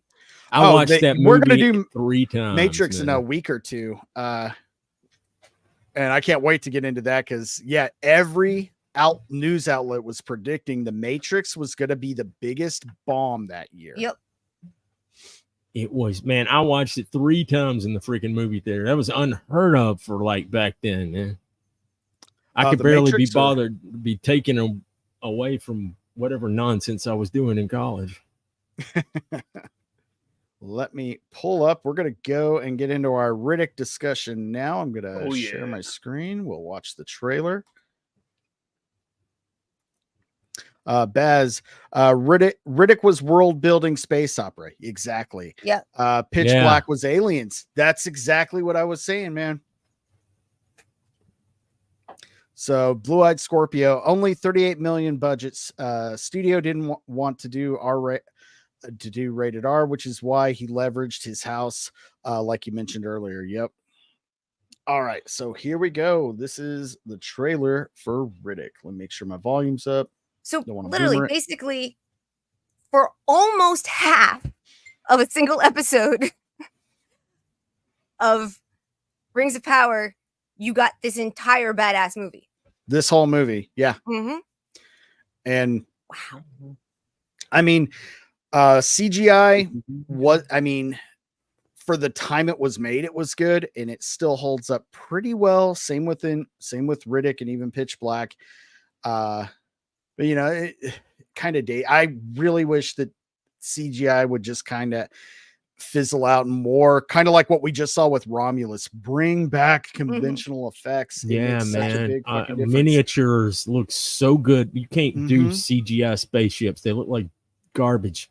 Miniatures are where it's at, man. 100%. Bat Sauce. There's an animated too, right? Yes.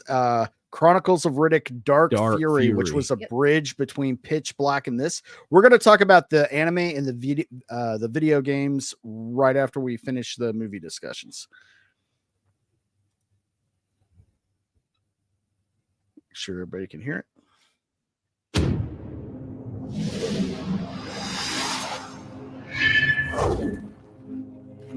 Don't know how many times I've been crossed off the list and left for dead. So this ain't nothing new. Bounty hunters. I've been hunting Riddick for 10 years. He's the most dangerous man we've ever tracked. Bounty's been doubled. I've come to collect your head in a box, right here. So yet again, we play for blood. This is a man who sees in the dark. So watch out for surprise attacks. What is it?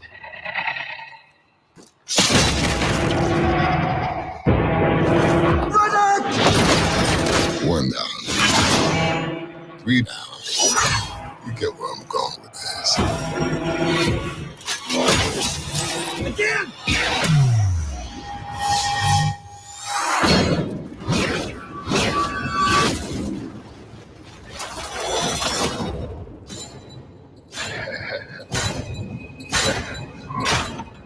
Hold him down.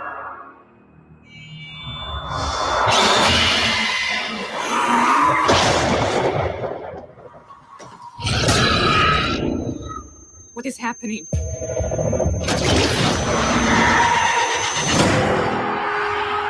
Time's up.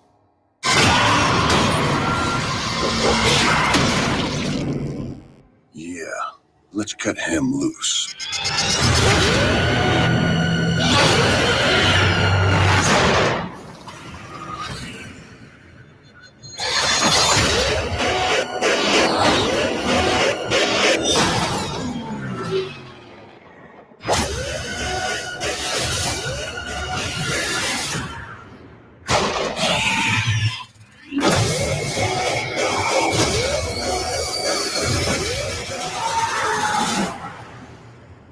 You're not afraid of the dark, are you?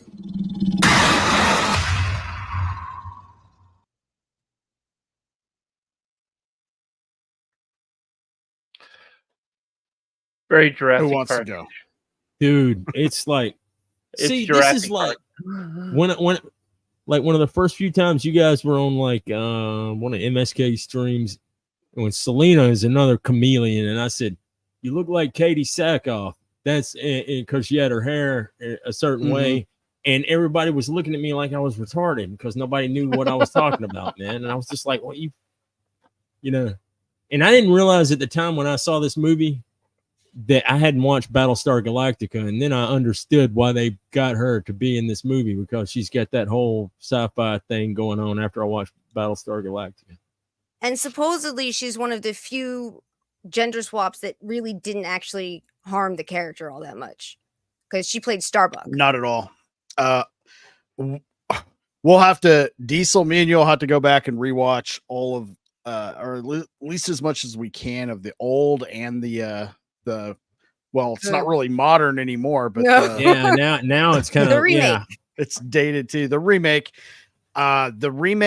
is 100% better than the I've never original. seen The original was original, 70s campy. I like the it was in original. all its glory. It was fine. It was fun. There's nothing wrong with it. But the remake, man, it took it dark and real, and Yeah. so perfectly cast. Every character was great in that show. Yeah, the only time I saw her kind of being a bad actor was, I would probably say, like The Mandalorian, like when she was doing that character. Yeah, I think that I don't care has for that character. At Yeah, all. I think that has to do with all of the garbage that show is, man. I think it's the director. Once again, Yeah. if you have even if you have a good actor, if the director wants them to play something in a certain way, they eventually get to that place and they do it. But none of it's not her fault.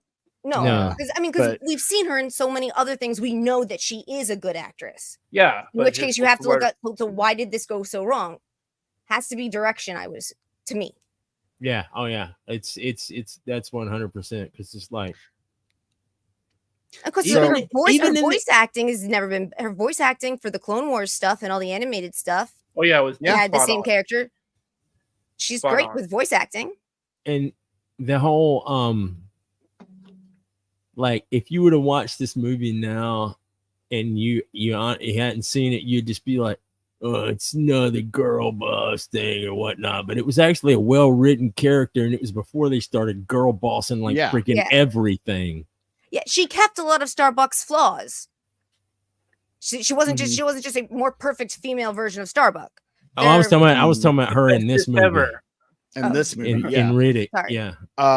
They've had great female characters in this film series, like Jack/𝐈𝐑𝐿 and Chronicles was good.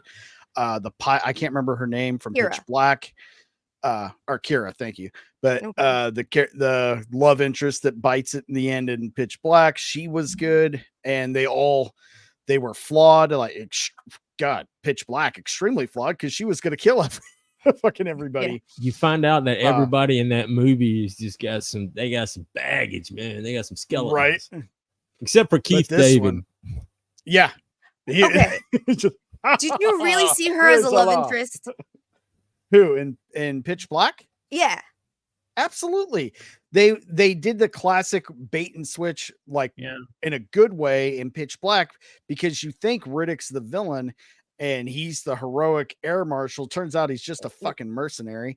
And they've got a little bit of a flirtation thing going. And then he turns into a complete dick.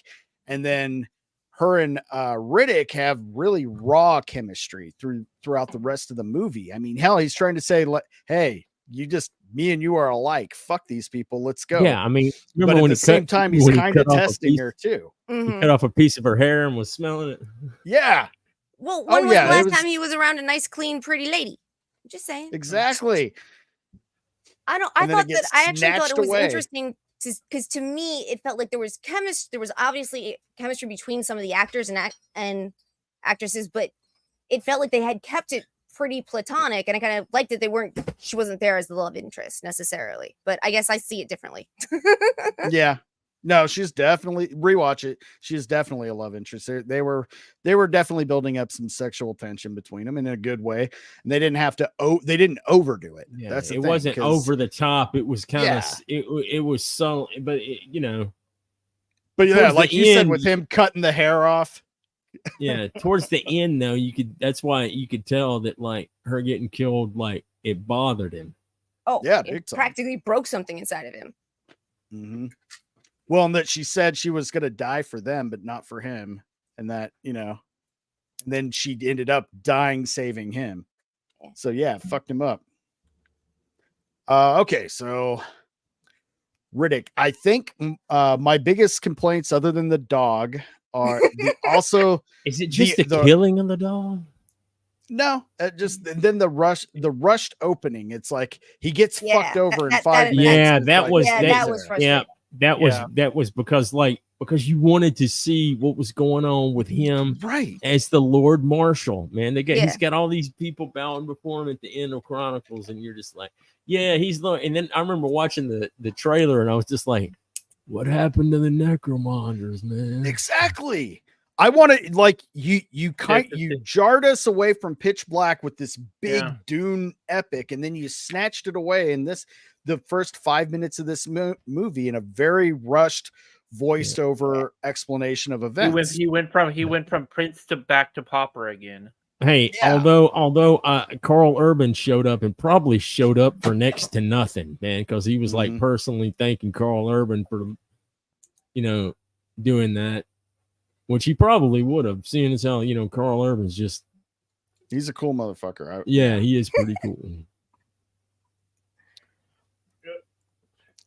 Let's see if I got any more slides from this movie.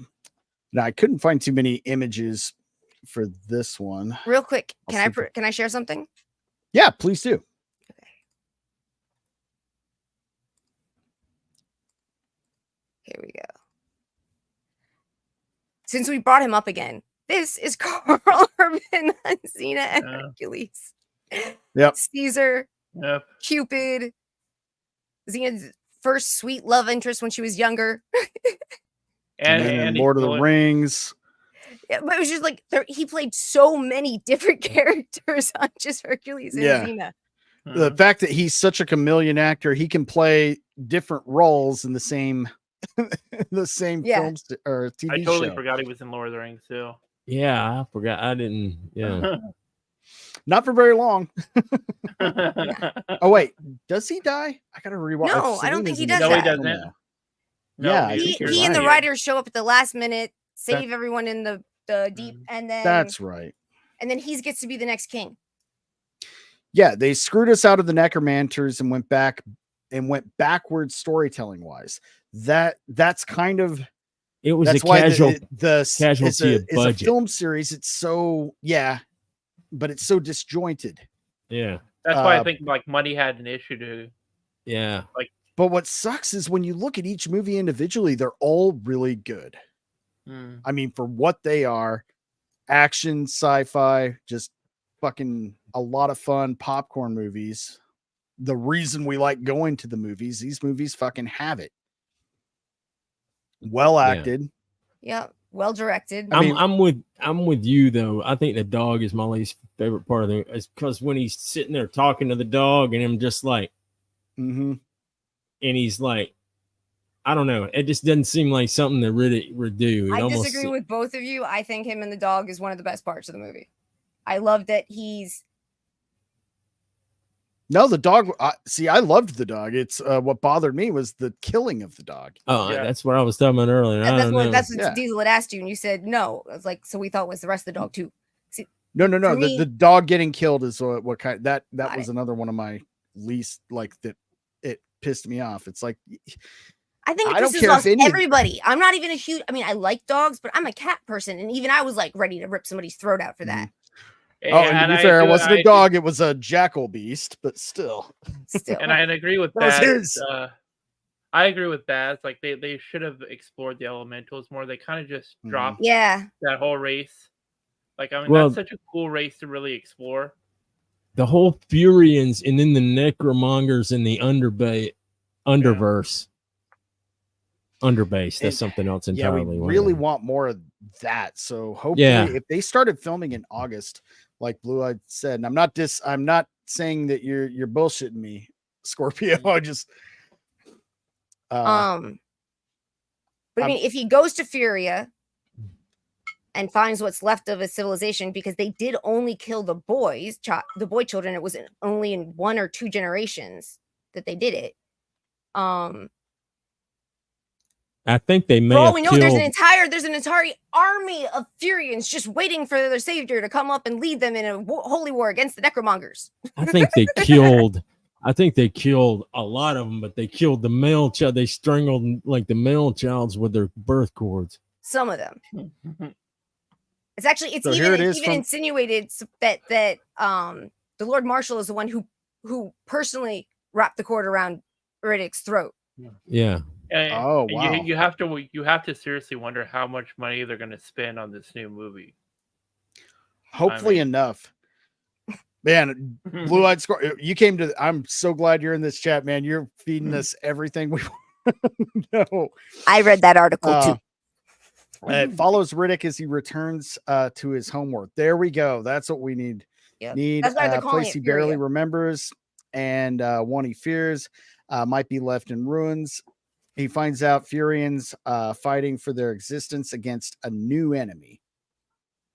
See, It's I like knew going- it's one like of a- those It's like going back to briefcases- Mandalore. Yeah, sort of similar. Yeah, Yep. one of those briefcases that David Twohy had was, I think one of them had something to do with the Underverse. I think I'll have to find that thing that where Vin Diesel is talking about that.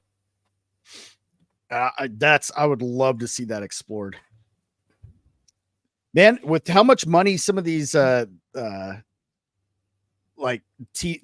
streaming platforms are throwing at projects, I wish they'd just start throwing money at Vin Diesel and him to Yeah, no kidding. like if you can't put it on on the big screen, or make one movie and then do like 2 or 3 different spin-offs series. Yeah. And Vin Diesel doesn't have to be in all of them, but he could be in like the main one and then have 1 or 2 others that explores like the elementals. Be a connector between the other ones. Like he phone calls someone in another one, or he shows up to talk to someone in another one. You just get little pieces and back and forth. Right. And they don't even have to be expected to be long running series, just like 5-8 episode miniseries here, miniseries there, another one leading up to another movie. That's all a pipe dream, because that would take way too much money. And Vin Diesel doesn't have that many houses to lend. I did hear that the Fast and Furious stuff made him like close to a billionaire, though. Or I bet it Because he was smart enough to be a producer. Those movies are fun, but I can't see why they have taken off so well, and this thing has struggled for as many years as it has. But No, I think Yeah. like But I'm me and also Baz the are mind- saying they can't go this way, then back down, and then nobody knows what to expect from one film to the next. Are we getting Dune? Are we getting Pitch Black? Are we getting But What are I'm we of doing? the mindset of I think they personally should have killed the Fast and the Furious after Tokyo Drift. Personally, I think they just should have quit it. But that's my personal, because I think Tokyo Drift was the best out of the. the only one I think is actually a good movie is the first one. They're fun, they're goofy, but they're not. It's not really my thing. If a group of my friends are going to see a new one, I'll go see it, even though I haven't seen like the last 2 or 3. I can walk in there and like pretty much be brought up to speed within 5 minutes, and a lot of it's just kind of the same shit but different scale each time. I liked them all up until about 7, and then after Paul Walker died, they kind of like, I don't know. Hey man, let's go in space. Yeah. Well, Iron, what you were talking before about like having one main series, but then you get break-offs and 1 or 2 characters that actually connected all together, but they don't have to really be in all the episodes. It'd be like the Arrowverse on CW. You started with Arrow, and then Flash came by, and they had their crossovers every year or 2, but they were totally different stories. But you felt the connectedness. That would be the only way to really do the justice to that whole universe. Would be several different TV shows, or a couple of them. I think so. And then all like do this. If this movie makes enough money, the new one, and they could do that, do a couple miniseries that bridge the gap in between, and then do one more movie, and then just kind of see where it goes after that. Man, people would really branch dig into the that. animated stuff too. I think. Like Yeah, really or they get could just- into. Oh man, they could do some serious work. I mean, world like, just think about this, man. The amount of money they've dropped into like garbage shows when we like, you know, we didn't. Sarah Connor Chronicles was canceled. Yeah. Yeah. One of the best things they've done post Terminator 2, and it didn't last. Most of the movies have been shit, with the exception. I like the one with Christian Bale. I did too. I love that. I'm one of the few people. Okay, me and you, man. I love that. Hell movie. yeah, brother. That was one of my favorite ones, man. I was just. I Like, thought you it was don't have great. to have Arnold Schwarzenegger in the movie. And then they're just like, nope, fuck this, and do Genesis. Oh, Which movie? Which movie has Christian Bale? Terminator Salvation. Yeah. Huh. It's got Sam Worthington and Christian Bale. Right. You don't really feel the absence of Arnold, and they have Arnold's in it, is CGI Arnold, de-aged, Yeah. and that was fine. That was, yeah, it was Future War. That's what we all wanted to see. Yeah. Right. And Sam Worthington's like a robot that doesn't know he's a robot or something. Yep. Yeah. Yep. Oh, Yep. hold on. Sir Obsidian, you just mentioned one of my favorite movies of all fucking time, and that is Equilibrium with I Christian love Bale. Equilibrium. That movie is Never one of the seen most it. underrated I've never seen it. classics. Fixing to have to check that Yeah. out. I'm gonna Oh, check you're that. gonna have to. The Gunkatas are so Yes. based. I love it. Fucking hell, that thing is great. Ooh, I'm today. I got something to watch. Yeah, Equilibrium. What I is it have not about? recommended that movie to anyone who has come back and said meh or it was shit. Everybody's like, what the fuck? How did this thing not? How am I only just now hearing about this? Oh, dude, it took me years. Like, I'm not sure when it was, but it was till I saw The Prestige, man. It was like years after that movie was out. I was like, wow, this movie's fucking dope. I That need to movie add this actually to did Devil's Angels. really well. Never seen that movie either. So stupid, but so good all the same. If you're talking about Equilibrium, I'll take the so good part. I mean, yeah, it's as stupid as any movie of that genre. They're all, you have to accept these types of movies for what they are, you know. Hey, Iron. Yeah.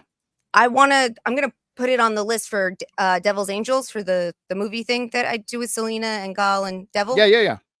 And he always likes to have a Bosley come on as a guest I was for the first certain one. movies. I can tell him that you'd like to do it. If you're doing Equilibrium, fuck yeah, I can watch that movie anytime.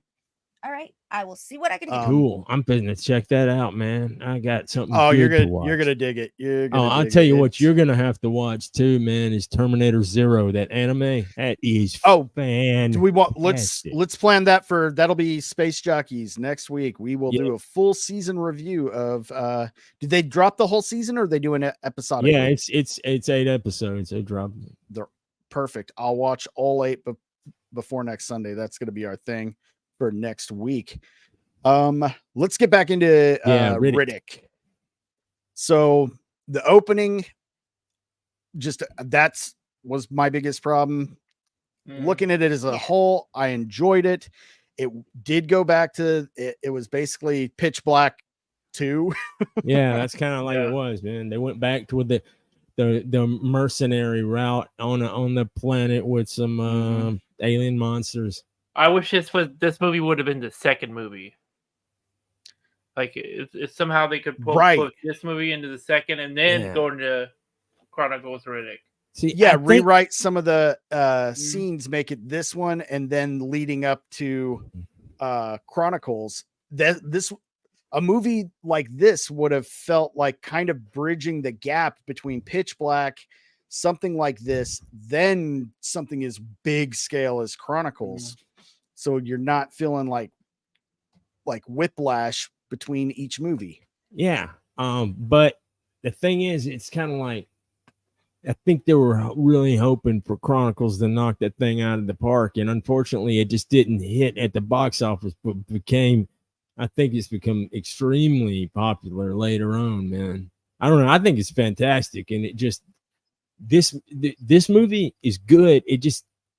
It kind of stinks that they didn't have the budget for it to get made. Yeah. But like when I watch it, I'm just like, if they make another one, I think they're going to have like a better budget and be able to do some more with it. So.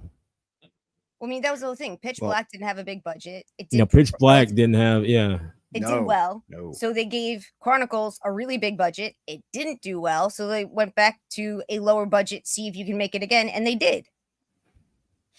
So yeah, surprisingly, it may very well be that they're not going to give it a much bigger budget because the bigger budget failed. I think Chronicles also suffered from the timing of its release. That little like couple years, people were very burnt out on just genre movies in general. It was Tarantino films were really big. It's just smaller, grittier, Sin street City level, type movies were all the rage. Yeah, see, like that, big epic space operas were a little out of style at the time. except for a very niche audience. And I was checked out at that point in my life, man. It was like domestic type stuff going on, and that's why I saw it like on DVD. Which one? Chronicles? Yeah.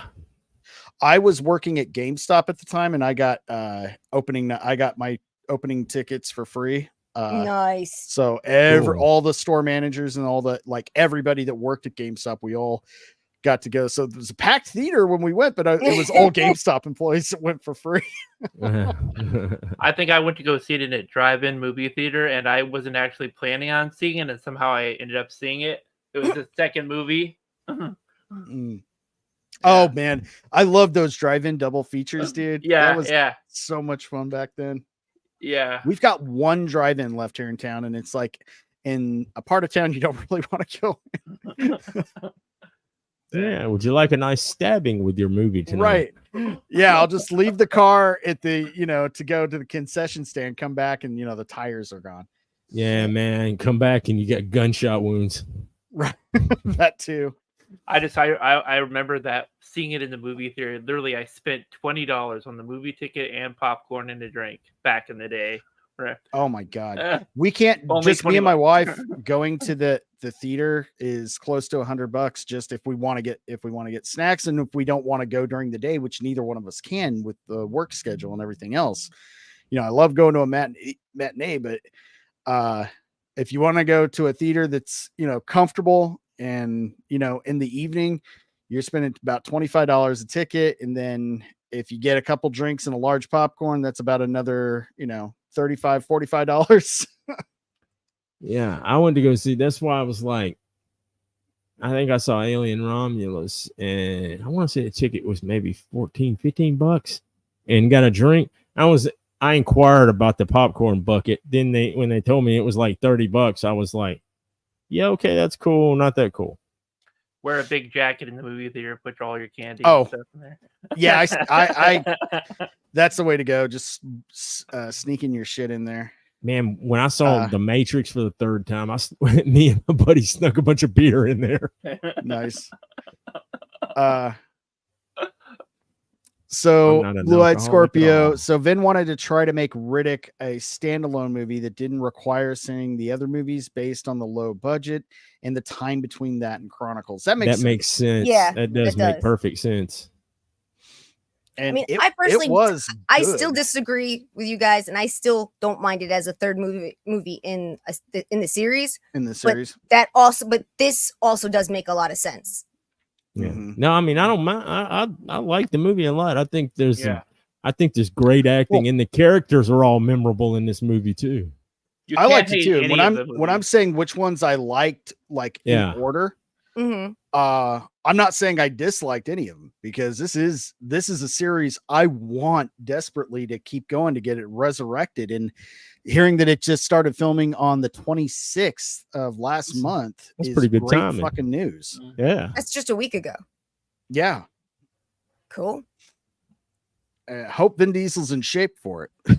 Yeah, he needs to put down the corona.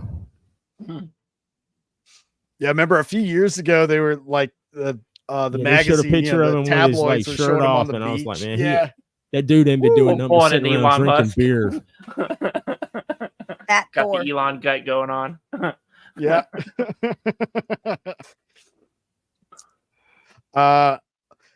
Let's see. The supporting cast of this one was good. This one kind of suffered, whereas Pitch Black, you kind of cared when a lot of the characters were killed off, and this one you were rooting for most of them. Yep. to die, with the exception of Katie Sackhoff's character. That was sad. And the young kid who was with the the dumbass mercs. But hey, at least the other characters got acting experience. You know what really? And the girl that sucked. Yeah, the young girl. Oh yeah. Head in the box guy was like, I'm like, this dude is like, man, he's like a next level asshole, dude. God, what a douche. He's just going around trying to make enemies of everybody. I was like, well, good luck with that. But I forgot, how did Dave Bautista's character die? Vin D. He when they went back to go get the power nodes, he was gonna kill him. He was gonna kill Riddick, and Riddick had like a nice stash there, so he took care of him first. I thought he cut his head off or something. Yeah, no, he cut head. Like a giant switchblade. Oh yeah. He was slashed through the shoulder to death with a sword by Vin. Oh yeah. He cut him. Yeah, Okay. he jumped up and got it because he was gonna kill all of them, him and Johns, and leave him in. And just take the power. Yeah, he sabotaged one of their bikes, rocket motorcycles, or space motorcycle. It just you know what amazes me really how many things.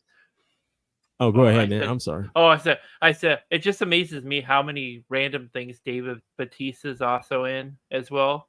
Like that guy has a weird range of acting talent, and you just do not expect it from him.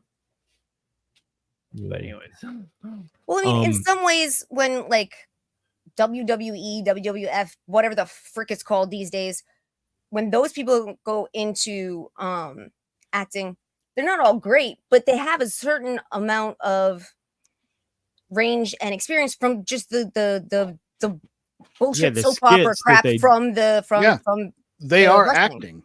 Yeah. Some of them are actually really good actors, and I think Dave Bautista's one of them. He's in that new M. Night Shyamalan movie. I think it's M. Night. The spy movie.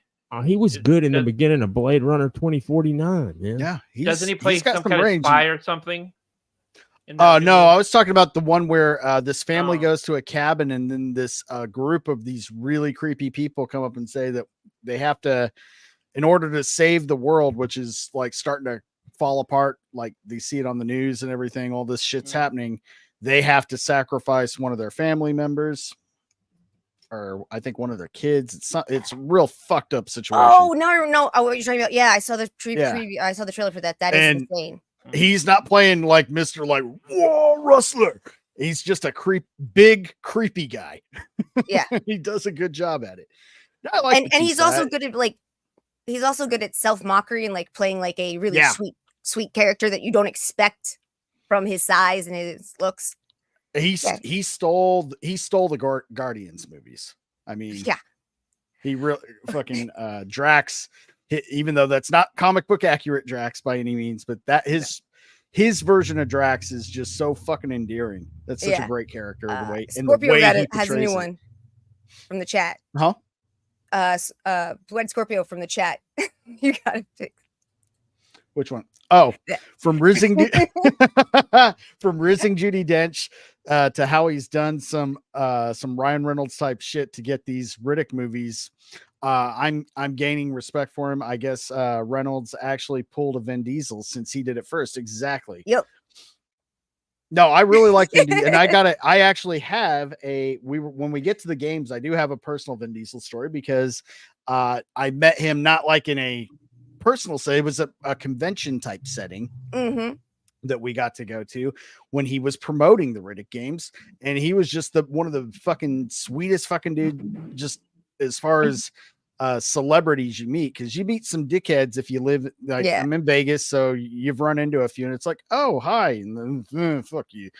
He was walking around, he sat at his booth, talked to people, they promoted the shit out of the game, and then he just walked around fucking talking to that's so cool GameStop employees and convention people there trying to, he was trying to sell his game, but he could have just like, okay, there's the thing, and just fucked off, which would have been the norm. He didn't have an entourage or anything. He was just cool, just acted like a normal guy. You could hear his voice, especially if he laughed, from over all of the sea of other voices there. It was fucking crazy.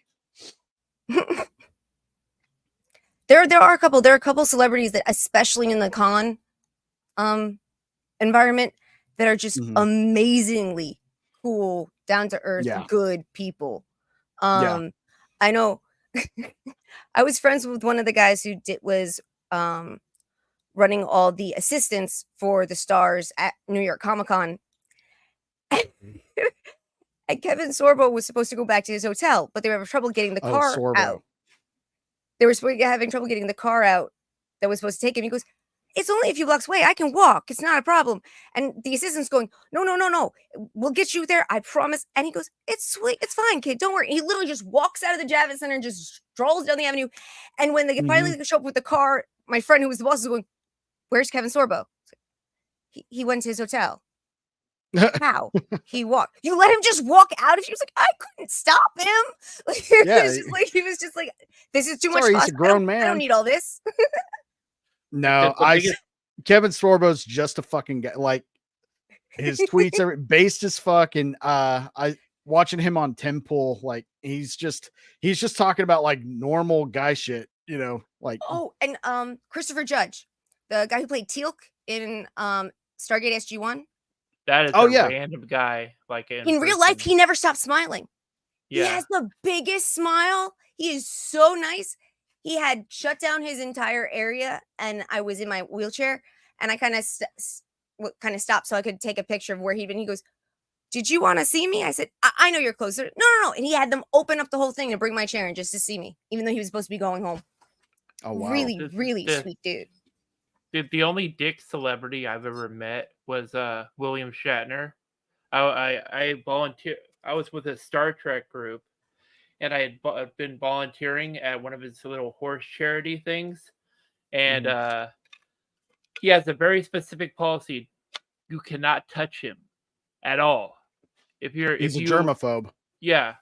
So, like, I remember one of his security people, I guess one of his fans or whatever at the little charity, tried to, I guess, shake his hand, and his security tackled this poor little, like, 13-year-old kid. I remember seeing this. I'm like, whoa. So, yeah, that was probably the only dick one. The most random celebrity I met was I went to Arnold Schwarzenegger when he ran for governor. I went to his rally. That guy's short.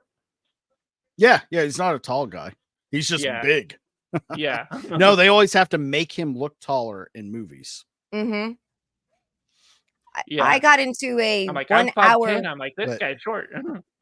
I've always heard Arnold's extremely personable. Like, he's very down to earth. You know?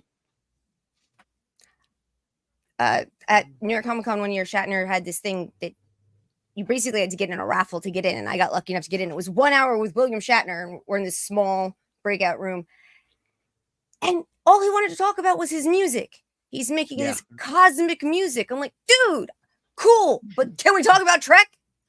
He doesn't want to talk about Trek. You know what I've heard though, later, like more recently over the past, like maybe, 10 years or so, as he's gotten way up there in age, he has gotten more warmed up to the Trek thing. I've heard that, and I've seen some stuff that would make me believe that. And it was just so funny because I'm like, dude, we won the raffle ticket to hear you talk about Trek. We had to stand in line or do something. I was like, and one kid even said, can you do just one con for us? And he goes, no.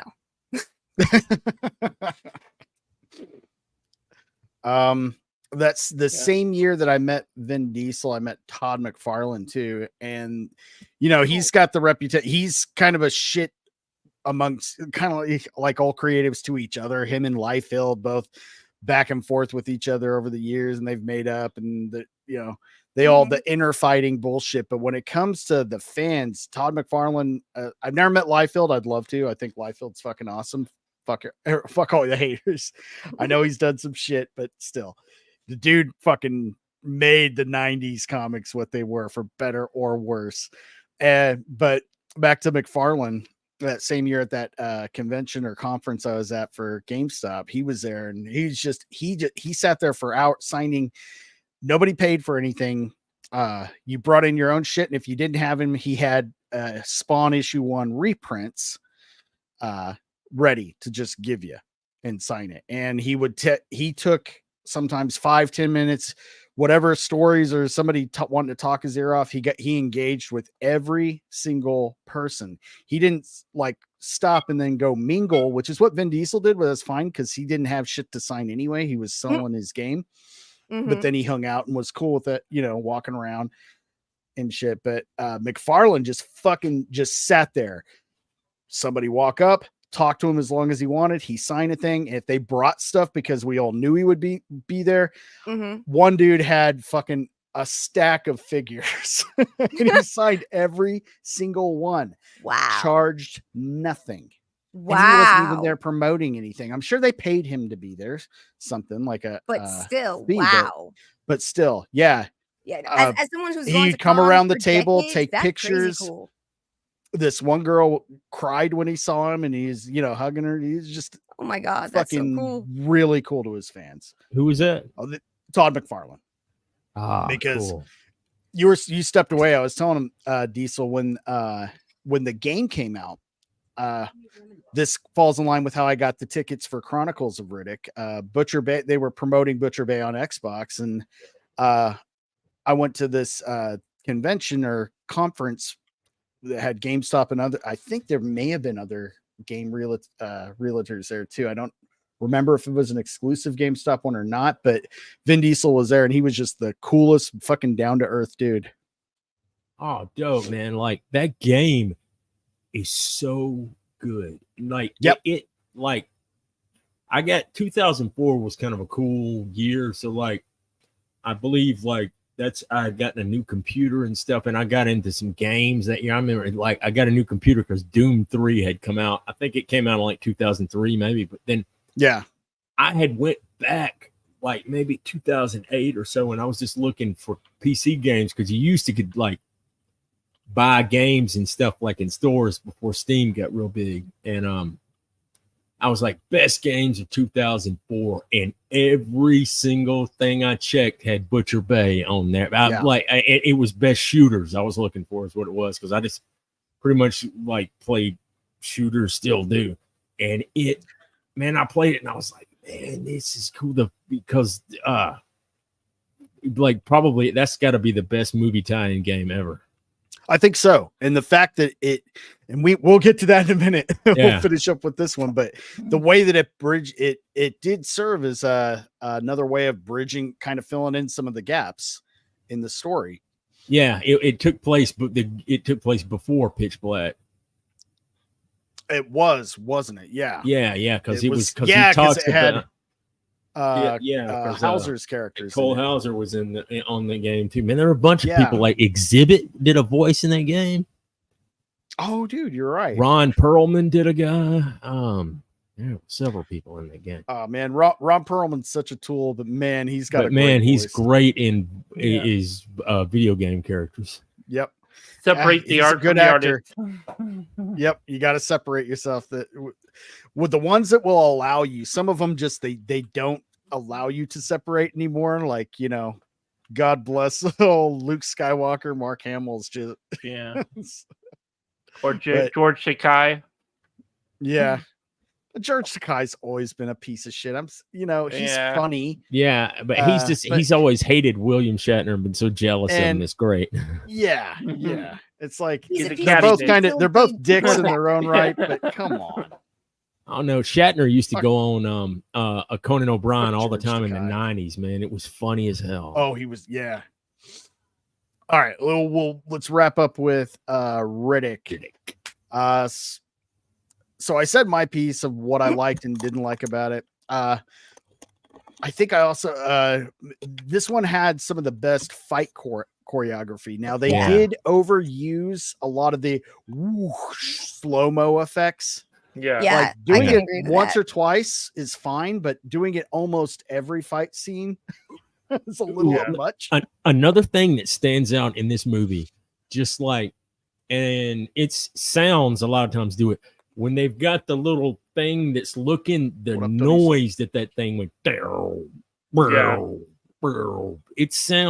sounds so good. It's like, it's very similar to when they switch on that gravity thing in Chronicles of Riddick. I love that freaking, that sound is so good. It's just like, and it sounds good on like dang near any TV or whatever when you hear it. It's just one of those things that just sounds good. If you got a little subwoofer and just a a cheap soundbar and subwoofer, it's great. Yeah, so you're 100% right. The sound editing in all three of these movies is some of the best. Mm-hmm. Real quick, Remdog 1138 literally ran into Lou Ferrigno at Comic-Con as a child. He scared me to death. All my sins remembered. Followed him to his booth and bought his autobiography. Lou Ferrigno is fucking awesome. Yes, he is, man. That's like, it was great seeing him in the Edward Norton Hulk movie. I like that movie a lot, man. It was cool. He was even in the crappy Ang Lee one too, but I'm with you, man. I love the Edward Norton version of Incredible Hulk. I wish we could have seen Edward Norton and that director's actual vision for the movie instead of the studio and Kevin Feige kind of pushing there. We need it to, mesh well with was Kevin Feige even involved in 2008? Yes. Mm-hmm. Yes, he was. He wasn't the head of it yet. He wasn't top dog because the other guy hadn't stepped down yet or been forced out. That was still, they hadn't committed their coup yet, but he was the second in command basically. When Tim Roth took that the super soldier serum, I was like hitting my brother. I was like, that's what Captain America's gonna be like, dude, man. When I was all fired, I was like, it's gonna be badass, man. All right, so Riddick, before we get into the games and the anime, anybody want to share their thoughts on this film specifically? I mean, I liked it. It was very grungy. It's just, I don't know. It just, the background characters didn't connect with me. I agree. I mean, Vin Diesel, I mean, I liked it. It's just, I don't know.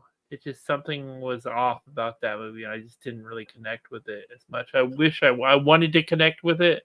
I just couldn't. I'm kind of with you. I liked it a lot. I actually liked the difference. I liked seeing the two different sides of the mercs. Mm. Yeah. That there are some that actually have honor and they're not just all scumbags. And yeah, Johns was a great character. Mm. Yeah, and I don't know. I thought I actually liked seeing the two sides and how they didn't like or respect each other, let alone how the convicts feel about them and everything. It was just, I don't know. For me personally, I really enjoyed it, and I think I've seen it like 12 times. I watched it. I rewatched it, and like about a week. I appreciate being invited. You guys have been the best, and I've had so much fun with this because it's one of my favorite franchises. But I'm gonna have to go. So no problem. Yeah. Tiny, you got anything you what you gonna be doing the rest of the week? If you got anything you want to say before you go. Wednesday with the Common Nerd, Saturday with MSK, and actually, I don't know, Iron, if you saw, but we may be moving Dungeons and Dragons to this coming Saturday since Strider won't be there next Saturday. And okay. I think that's it. Sure. I know Once a month Star Trek. Yeah, and the Star Trek retrospective, third Sunday of every month with Surly Durly.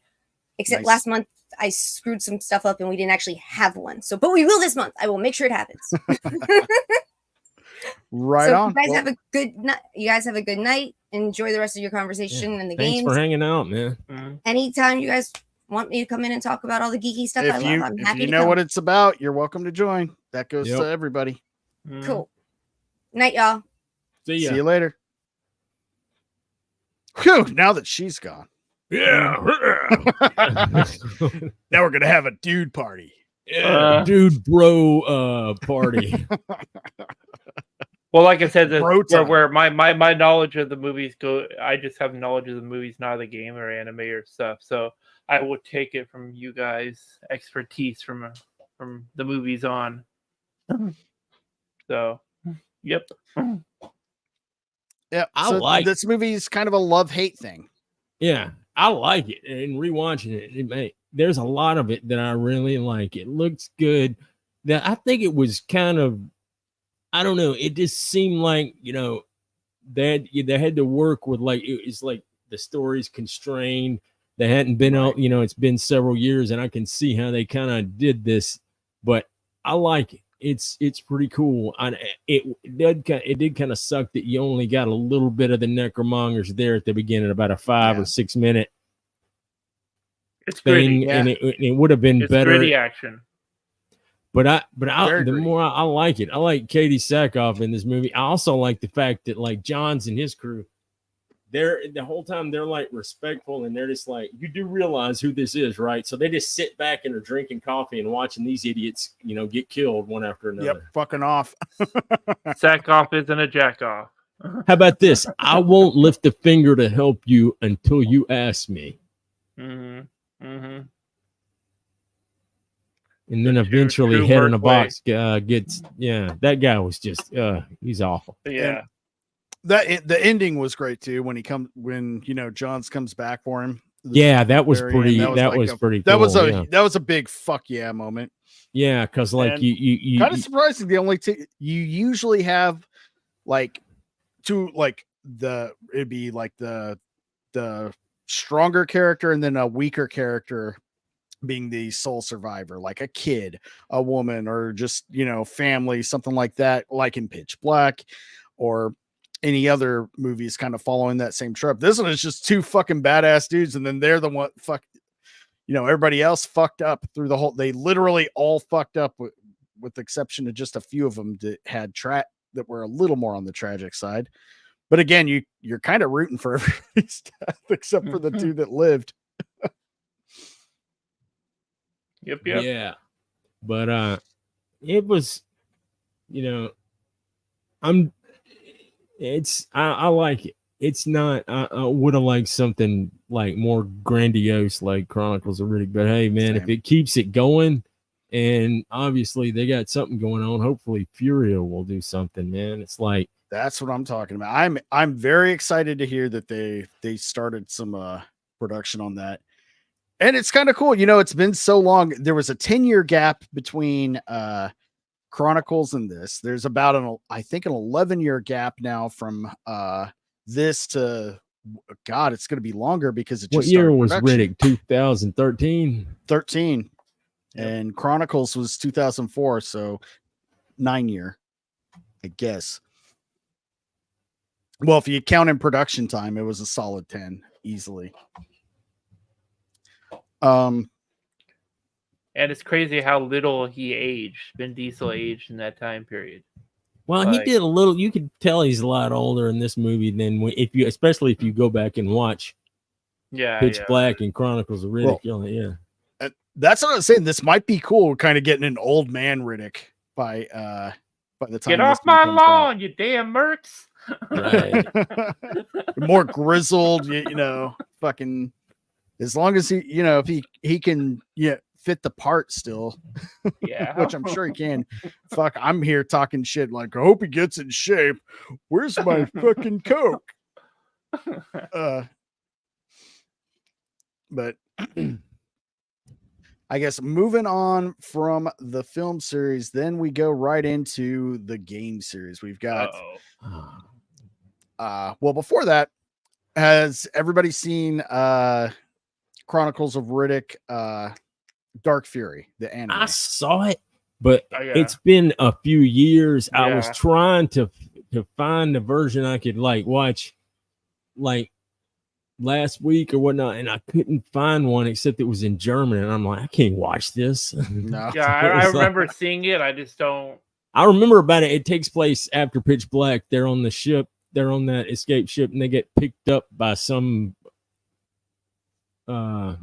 They get picked up by a ship, and it's got this lady on it, and whatever her crew is. And all the voice actors are the actual cast, like that were anybody that was in the movie was voiced by their live action counterpart. So and you gotta love Keith that. David, Vin Diesel, and the chick that played Jack. Jack, yeah. It was done by really hot at the time French animator that did Eon Flux. Yep, that's why Phantom 2099. And you can I see that appreciate this art style. It's good. It's just not. It's not really. For It doesn't. Me, I guess it doesn't really fit. It's flashy. It doesn't fit the characters that well either. The very, very exaggerated facial expressions and elongated limbs, like the guy, it's beautiful. It's great art. It's just at the same time, it's like, oh, I wish they picked somebody else. It's a Stewart artwork. Look what I could do. Look what I could do. Well, I mean, it's good. And I loved Eon Flux. I like this stuff, but at the same time, and it was very hot at that particular time period. All those shows, God, and if you haven't seen Phantom 2099 from, I think, the late 90s when that was on, it was too weird to keep on for a kid's show, but it was so good. Yeah, Aeon Flux was really weird. Very weird. Very, very fucking weird, but good. You gotta watch that while you're high on something. Yeah, very trippy. You can tell it was inspired by like I can't remember the author's name, but he did Blade Runner. You know, why do androids dream of electric sheep?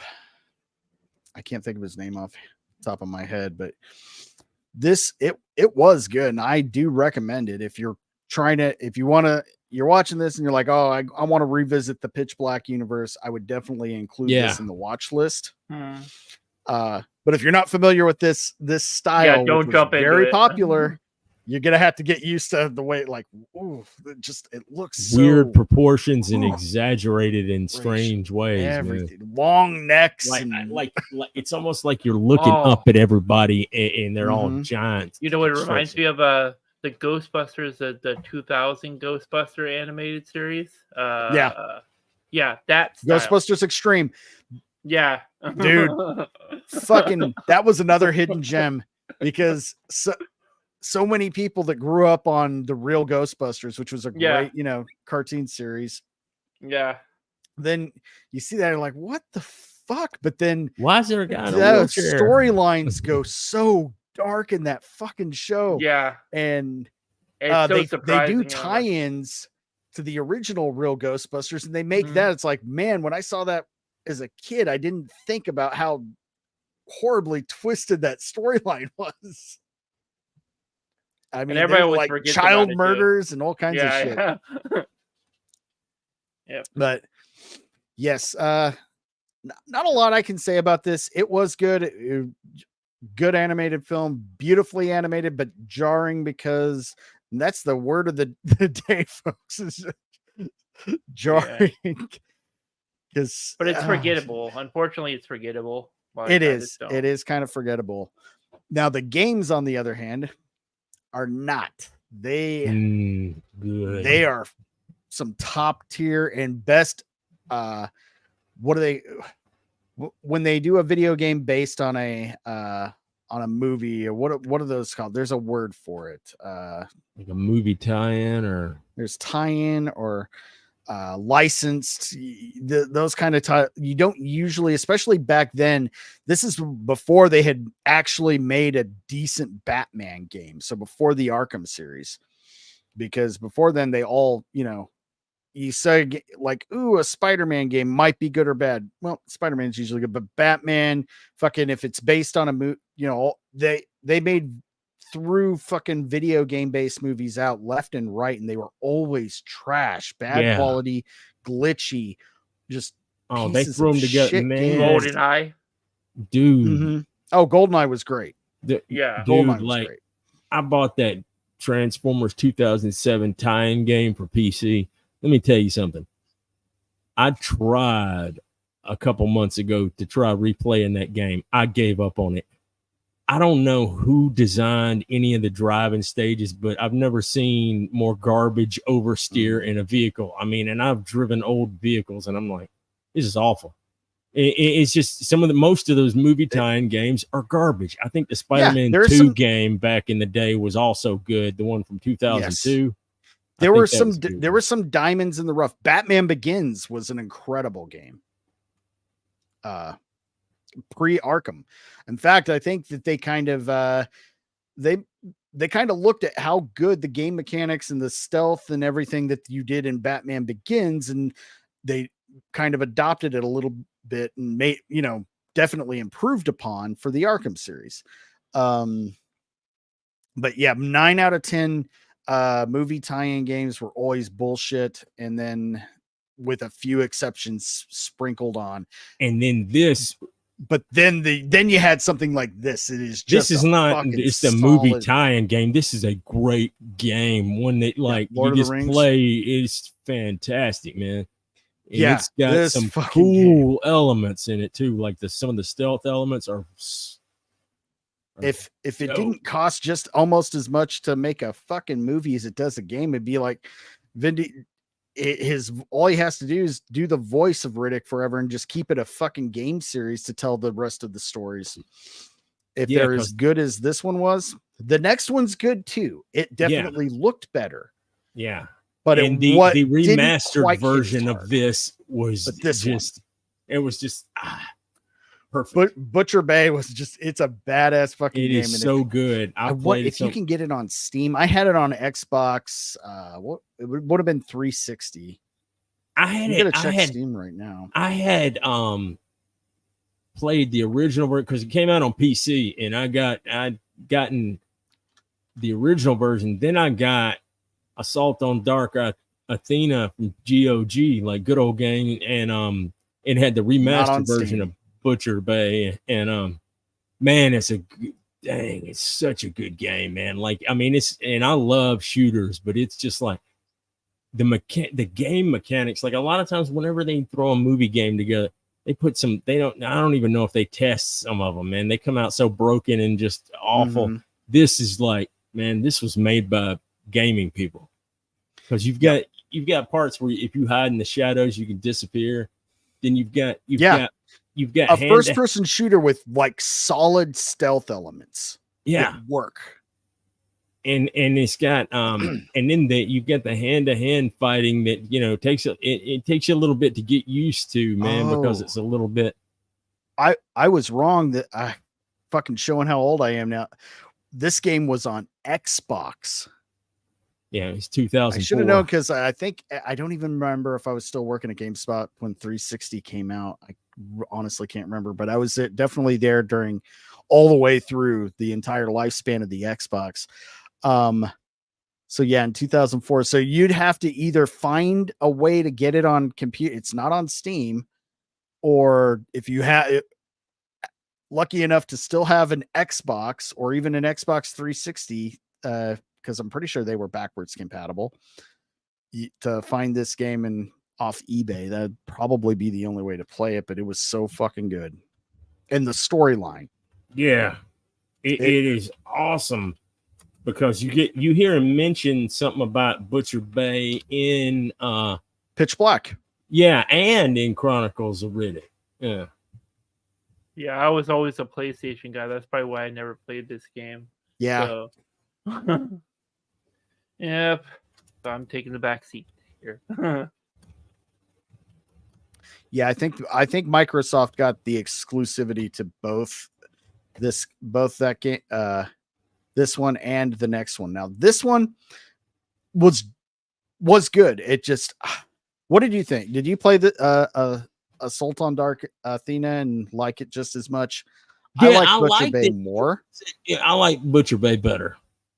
This one also felt quicker, but man, it looked so much better. And both games still, even to this day, if I can skip ahead, I think I got some screenshots. Like, that's Butcher Bay. It still looks, I mean, it looks dated, but it doesn't look bad. No. But then when some of the cut scenes might be a little bit, but like the whole the graphics the playability is so good that it's just like, even with the original graphics, it's fine. Yeah, and there's playability, that's 100%. Because like then you get into there's so many different elements you got in there. You get the stealth thing, you've got some like hand-to-hand combat, then you can get some weapons, then you can get in a freaking giant mech and just start wrecking stuff. Although that thing is the way it walks is a little wonky and shaky, but it fits. It moves you around like you were actually standing in that thing, man, or sitting in it or whatnot. It's a fantastic game. I want to replay it, man. I really want to replay it, and I used to have it burned on disc, but I was What just was looking the to purpose of this? Like, what you have to do in this game specifically? It's you're breaking out of a prison. Yeah, Oh. it's escape from And that's kind of the same, and that's why Dark Athena was kind of the same way, but man, it looked so much better. And I know this is dated too by today's standards, but it just it got a lot better looking by the second game. Oh man, So there's it's not going to be as I found it as unpleasant. If you got a PC, man, there's one of these game sites that has a digital download. You can buy it for $13.31. Oh, there I'm you gonna go. have. I'm gonna have. That's how you do it. A game that old, that's gonna be like maybe 3-4 gig tops. It's not gonna take up any space. It's not.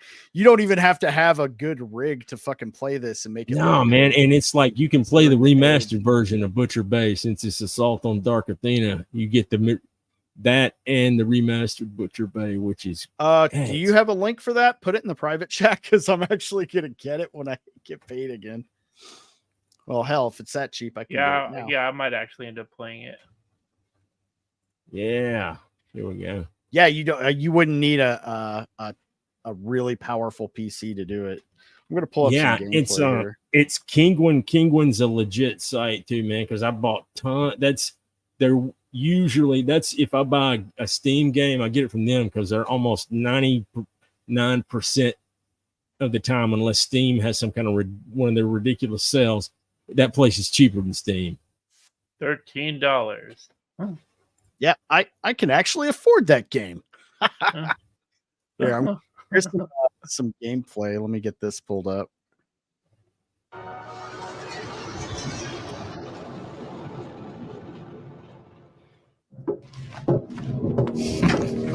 We're moving again. They just transmitted a safe route through the minefield.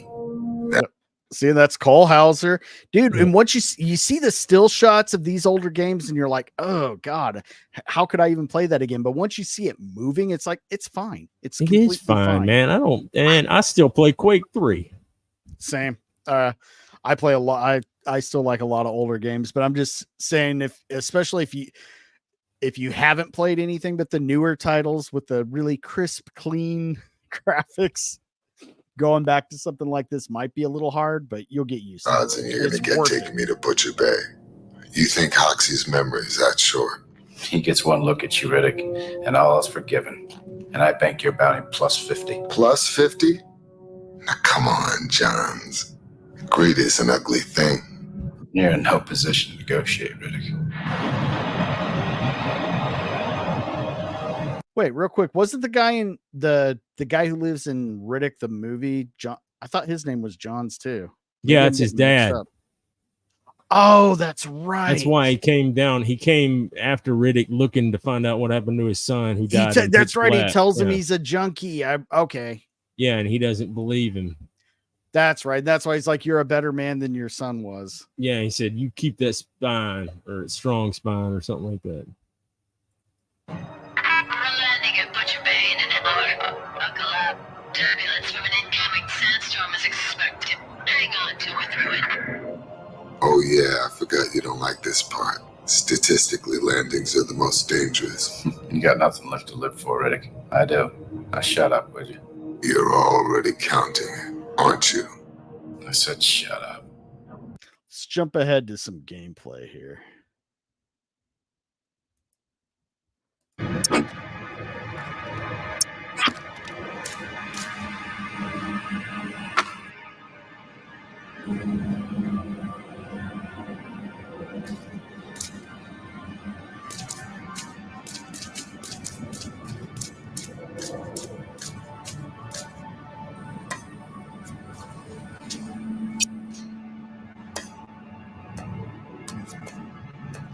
And see, I'm not a big first-person shooter fan either. I got through this game just fine, and I liked the way that they did that for certain actions. It cuts to third person. It cuts to third person, and I could be completely wrong, but at least at the time, and again, I didn't play that many first-person shooters because it's not really my jam. I like a third-person game. Yeah, I hadn't seen that often, and you saw that a lot more ever Yeah, since. I hadn't seen that because I played almost exclusively first person shooters. And like that was always thought that was pretty cool how it would jump to third person and then you could move around like that. The only other game I remember cutting from first to third like that was Star Wars Jedi Knight 2 Jedi Outcast, which I think is the best Star Wars game ever made. Yeah. When you went to lightsaber, it cut into third person because if you put it on first person with lightsaber, it was weird. Didn't Star Wars Battlefront do that too? Yeah, I think so. Yeah. I'm 90% sure. My favorite Star Wars game is still Knights of the Old Republic, and followed by, I would have to say, Jedi Outcast. But I'm a basic bitch that way, so. Jedi Outcast is good. That game's hard as crap. Good. But dude, KOTOR is fucking unbeatable in my opinion.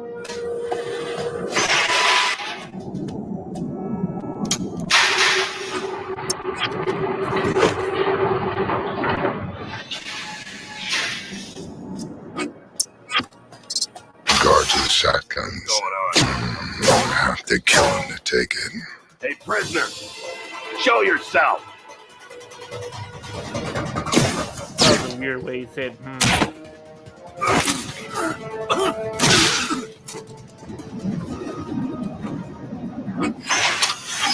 That smell. Sewers. Could be a way out. And you got, and Vin Diesel doing the narration throughout the whole thing.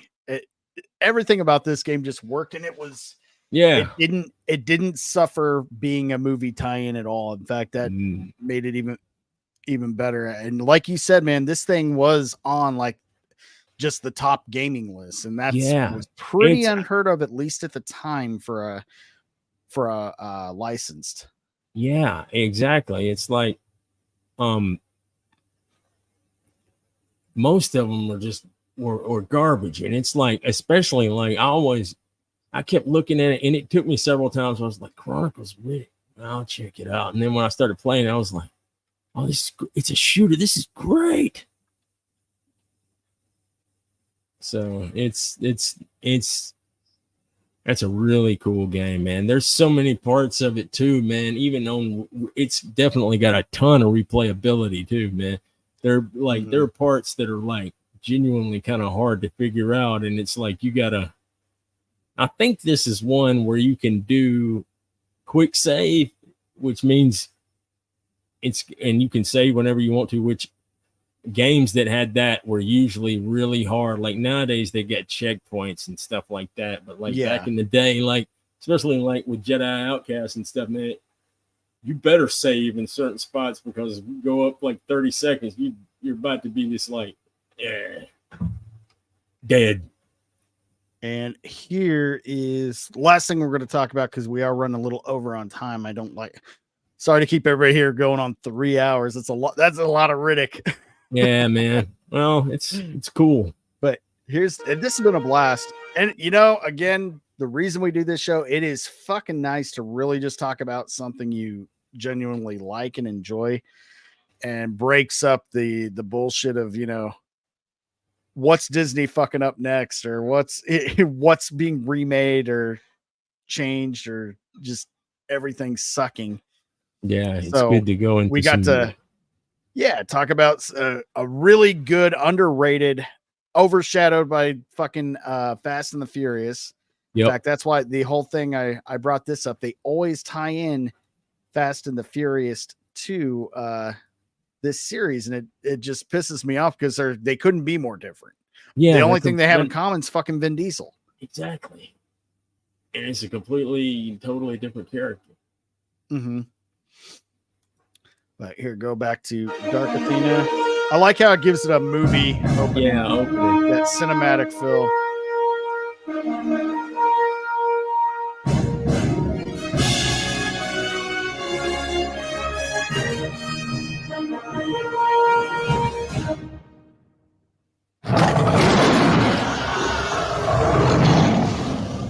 a They're little letting bit. you know the graphics are upgraded in this one. Oh wait, this is a good game. I forgot about certain parts of this. Now, where does this one in the story take place? It's been so long since I fucking played this. This takes, I think. Let me see. You'll look it Good up. grief, man! It's been so long since I've played it. I gotta figure out. This is either it takes place after Butcher Bay and According to Google, Dark Athena takes place on a huge mercenary ship that is run by Gail Rabius and her second in command, Spinner. It takes Right off where after Butcher Bay. yeah, Yep. right So after Butcher it's Bay. just immediately after. So this is still before Pitch Black. Yeah. Mm.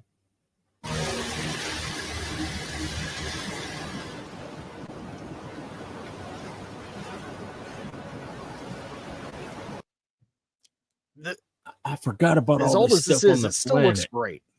This game still looks good.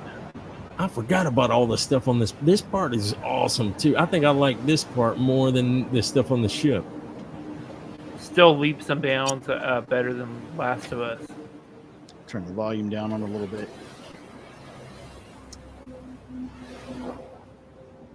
Now, I just remember being a little underwhelmed by this. It was it was shorter. Yeah. It wasn't as exciting, I guess you'd say, as Butcher Bay, but I still really liked it. Butcher And if Bay you can get had both that. games, you can get both games for $13, and you don't need much more than a fucking laptop to actually play them. Yeah. And there's no reason not to fucking get it. So I'm definitely going to be doing that. Let me jump ahead to get a little more of the action.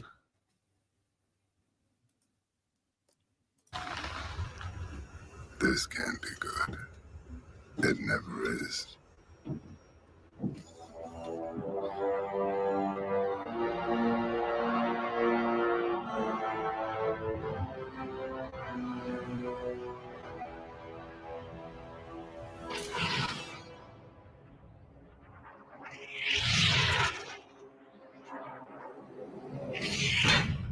Fucking harpooned a spaceship. There we go. We got some more of the actual gameplay is what I'm looking for here. That's right. Those drone guys, their guns are keyed to them, and sometimes you have to drag a body around and shoot people with it. Ah.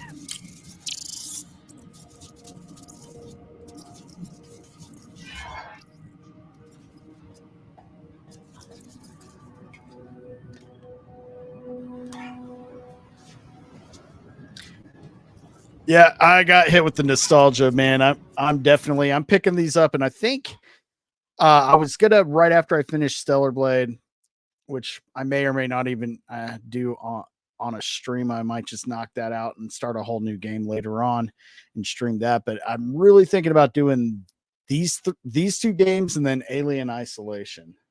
Yeah, I was thinking the same thing too. I went and reinstalled Alien Isolation after watching Romulus. That's a hard game, man. Good grief. I beat it on so hard. Fucking fun.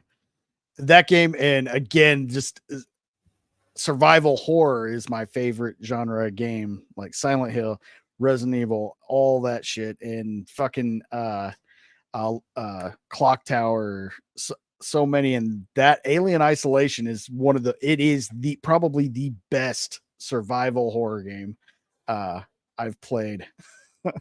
Having to hide from the fucking xenomorph.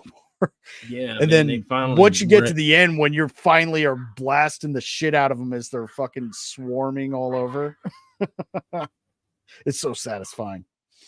Yeah, man, that's a fantastic game. It never got a sequel. No, but I don't. I guess it could have. should have got one. I mean, it sold enough. It was a hit game. IGN gave it like I think IGN gave it something like a 5. Fuck off. It was like, it's one of the most notorious garbage ratings ever. Yeah. I mean, I did like in the small clips you played, I did like the fact that you had to go out of your way to find items that weren't easily seen. I did like that aspect of it, and that's a huge aspect of the games. Yeah, it's a lot of that. It's, if you're expecting just a straight up first person shooter, it's not that. No, you gotta look around for stuff. You'll miss stuff. You gotta like, and it's not gonna puzzle solving. Yeah, and it's not gonna hold your hand either. Like these new games, he's like, we'll give you some help. And it's like, nah, get out there and quit being a pussy. It doesn't have a giant neon sign right in front of the item you need to be picked up, saying, "Hey, you know what? It's right there. Pick it up now." I think some of the guns are highlighted when they're on the ground. Sometimes they'll have like a little, there'll be like just something to catch your eye, but not overwhelming. Like it's right. They know there's no HUD. Well, closing arguments on Riddick. Before we wrap up here. Hold on. Well, let's wrap up with the chat real quick. Blue-Eyed Scorpio, Last of Us is one of my favorite games. It's actually my favorite game of all time. The Last of Us. That is my favorite game of all time. I got sucked in the story, and I will not apologize. I feel no shame. No. If you're talking about The Last of Us 1, The Last of Us 2, great gameplay. It's just more of the same, but the storyline fucking killed it. They killed their franchise. But nobody's taken away Last of Us 1. Great. My favorite game of all time. And Walter S. Diesel is more of a meme than an icon these days. I thought he was talking about you, Diesel. I did too for a second, and I was like, whoa, Walter, what the fuck, man? But icon? He was the man in the early 2000s. I think he could be coming back, dude. Especially if they pull off what do they call him, this new one real quick? As long as he doesn't become oversaturated, Furia, like The Rock, yeah, man, The Rock's so burnt out, man. It's like if I never saw anything. They did kind of oversaturate Vin Diesel in the early days. That's how he kind of got that meme status. But he hasn't really been, other than doing voice work and a few things here and there. He hasn't been in as much. Getting old man Riddick and Riddick Furia could be a good thing, and hopefully it will be. I just hope that they don't put The Rock and Vin Diesel in that movie too. Like, I hope that he doesn't get cast in that movie. That would suck. Oh, he won't, man. Riddick? They barely were able to get. They hate each other. Yeah, they're not cool. Yeah. And honestly, I mean, they have no chemistry on it just turned two big guys fucking fighting like that. It might as well just be WWE at that point. It's like, just keep it a sci-fi. You don't need The Rock. Yeah, you don't need The Rock for anything. I'm just like, man. There was a point there where I was like, oh, cool. And that became like, again. And then it became like, and now it's just like, not another Doom situation. Yeah. Oh, God, not Doom. Oh, man. I got sucked into watching that movie because they had the first person part in the trailer. That was the only good part of the movie. And I like that, The Rock, he was kind of a bait and switch because the other guy ended up being really the character. Which one we need to cover some of maybe make a list of the best and worst video game tie-in science fiction. Man, it's a shame too, because Doom is like $1 billion franchise and stuff, and you got and they can't be bothered to put like a top tier big budget movie behind it, man. Mm-hmm. That would be crazy if they ever did a Castle Wolfenstein. Oh, good luck getting that off the ground. Yeah, you ain't kidding. It is sad though. There's so many good video game stories that they have everything they need with a talented writer. They could they could take the bones that are already set from the video game stories and make something great. And so few of them do. But you know, you had that one guy, that German guy that was directing every video game movie and fucking them up there for years and years. Yuri Ball or something like that. Oh, Uwe Boll or whatever his name Yeah, is. he fucked up Blood Rain, which would have been a shoe-in. Yeah, what if you did Already. like Quake? You could do Quake 2, the story, and like this have the humans versus the Strogg, man. It's almost like when you watch the opening part of Quake 2, kind of reminds me of the Starship Troopers movie. Right, or Deus Machina. That one has a built-in Deus story. Ex is man. That Mankind, all those games are good. I went back and played the one from 2000, but that one, the Human Revolution, that's like one of the best video game soundtracks ever. I actually bought that because you can upgrade the dude. He's like a cyborg, and you can put all the upgrades in it. That's awesome. Yeah, so many, and I forgot about lot that. of these games. I go back and replay them for the story, not just the gameplay. Like The Last of Us is a great example of that. Even Metal Gear Solid, the first one, it's like I just want to see those fucking scenes again. Yeah, I've only played the only Metal Gear game I played was the one on the Nintendo that was like the one, that terrible one that you get is you just get a knife. I'm just like, wait a second. And then they put Kyle Reese from the Terminator on the cover of the cover. Game. And I was like, wait, that's Michael Biehn, dude. Yep. Just I'm surprised they got away with that. I wonder if there was ever a lawsuit. They did some shady stuff back then. La Noire is a game I played.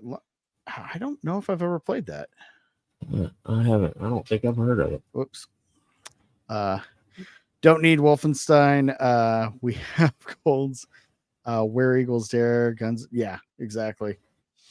Yeah, that's kind of where they based the game Wolfenstein off of. So yeah. Or Duke Nukem, that would be an interesting one. LA Noire. Okay, why was I saying La Noire? What is that? I was thinking La Noire too, man. It's I don't know French. I'm working on very little sleep today, so I apologize. LA Noire that's a fantastic. Oh fuck, dude, you got me. That's another one I'm gonna have to look up, see how I can play that. That's on an old system I don't have anymore. I think it was had to be PlayStation 2. I haven't had my PS, but I might be able to get it off the PlayStation Store or even Steam. Let me look that up. Yeah. Somebody, did you say, I think Vulcan said Duke Nukem. That'd be impossible to get made now, man. It'd be impossible because it's like that would be hilarious. So I know, right? He's the ultimate toxic male, man. That game was so great. I just remember that you could go to the urinal and press the space bar and he would pee. And I thought that was the greatest thing. I was like, this game is awesome. He could pee. And you went to the strip club and you broke out $1 bill, telling shake it, baby. And it was like, so LA Noire is on Steam for $5.99. I am fucking getting that because I haven't played that in years. I've never played that. It is a fucking it's a Rockstar game, just based in like the I want to say like the 30s or 40s.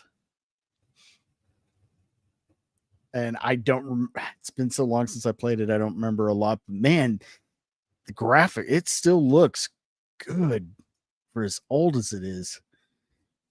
Had real actors, you know, that playing the all the main parts. Oh, Kane and Lynch. They made a Kane and Lynch movie, but it was shit. It was absolute fucking shit.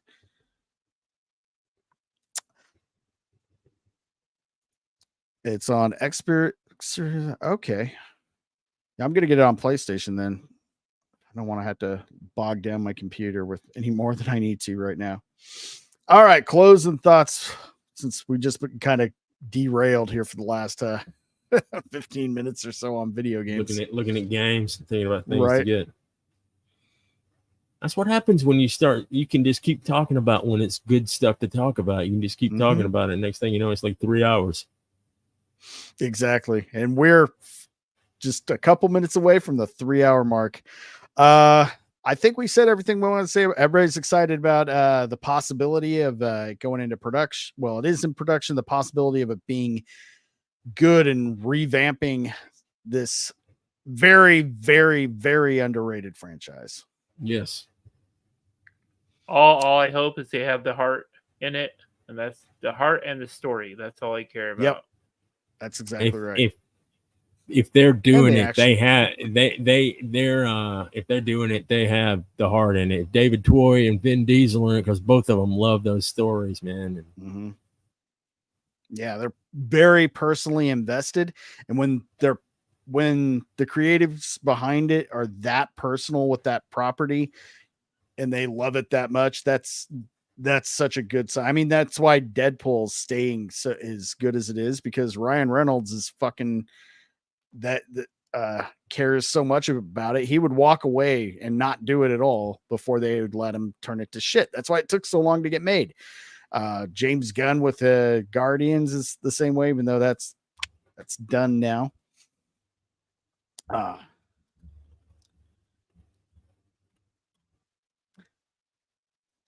Yeah, it's definitely good. Well, we're gonna wrap it up here. Vulcan, thanks for hanging out tonight, Yeah, man. man. You got anything coming up you want to plug before we do wrap up here? Nope, just bringing the old Rumble channel back from the dead. That's all. Nice. So I'm gonna be just allocating more time, get away from being a postal carrier, and do more videos. Hell yeah. So yeah. Let's see. You guys know what all's going on mine. Just follow me on X, Rogues Gallery, every Friday at 5:30 p.m. Pacific time. And then next week, Diesel, what are we doing next week? You want to tell everybody?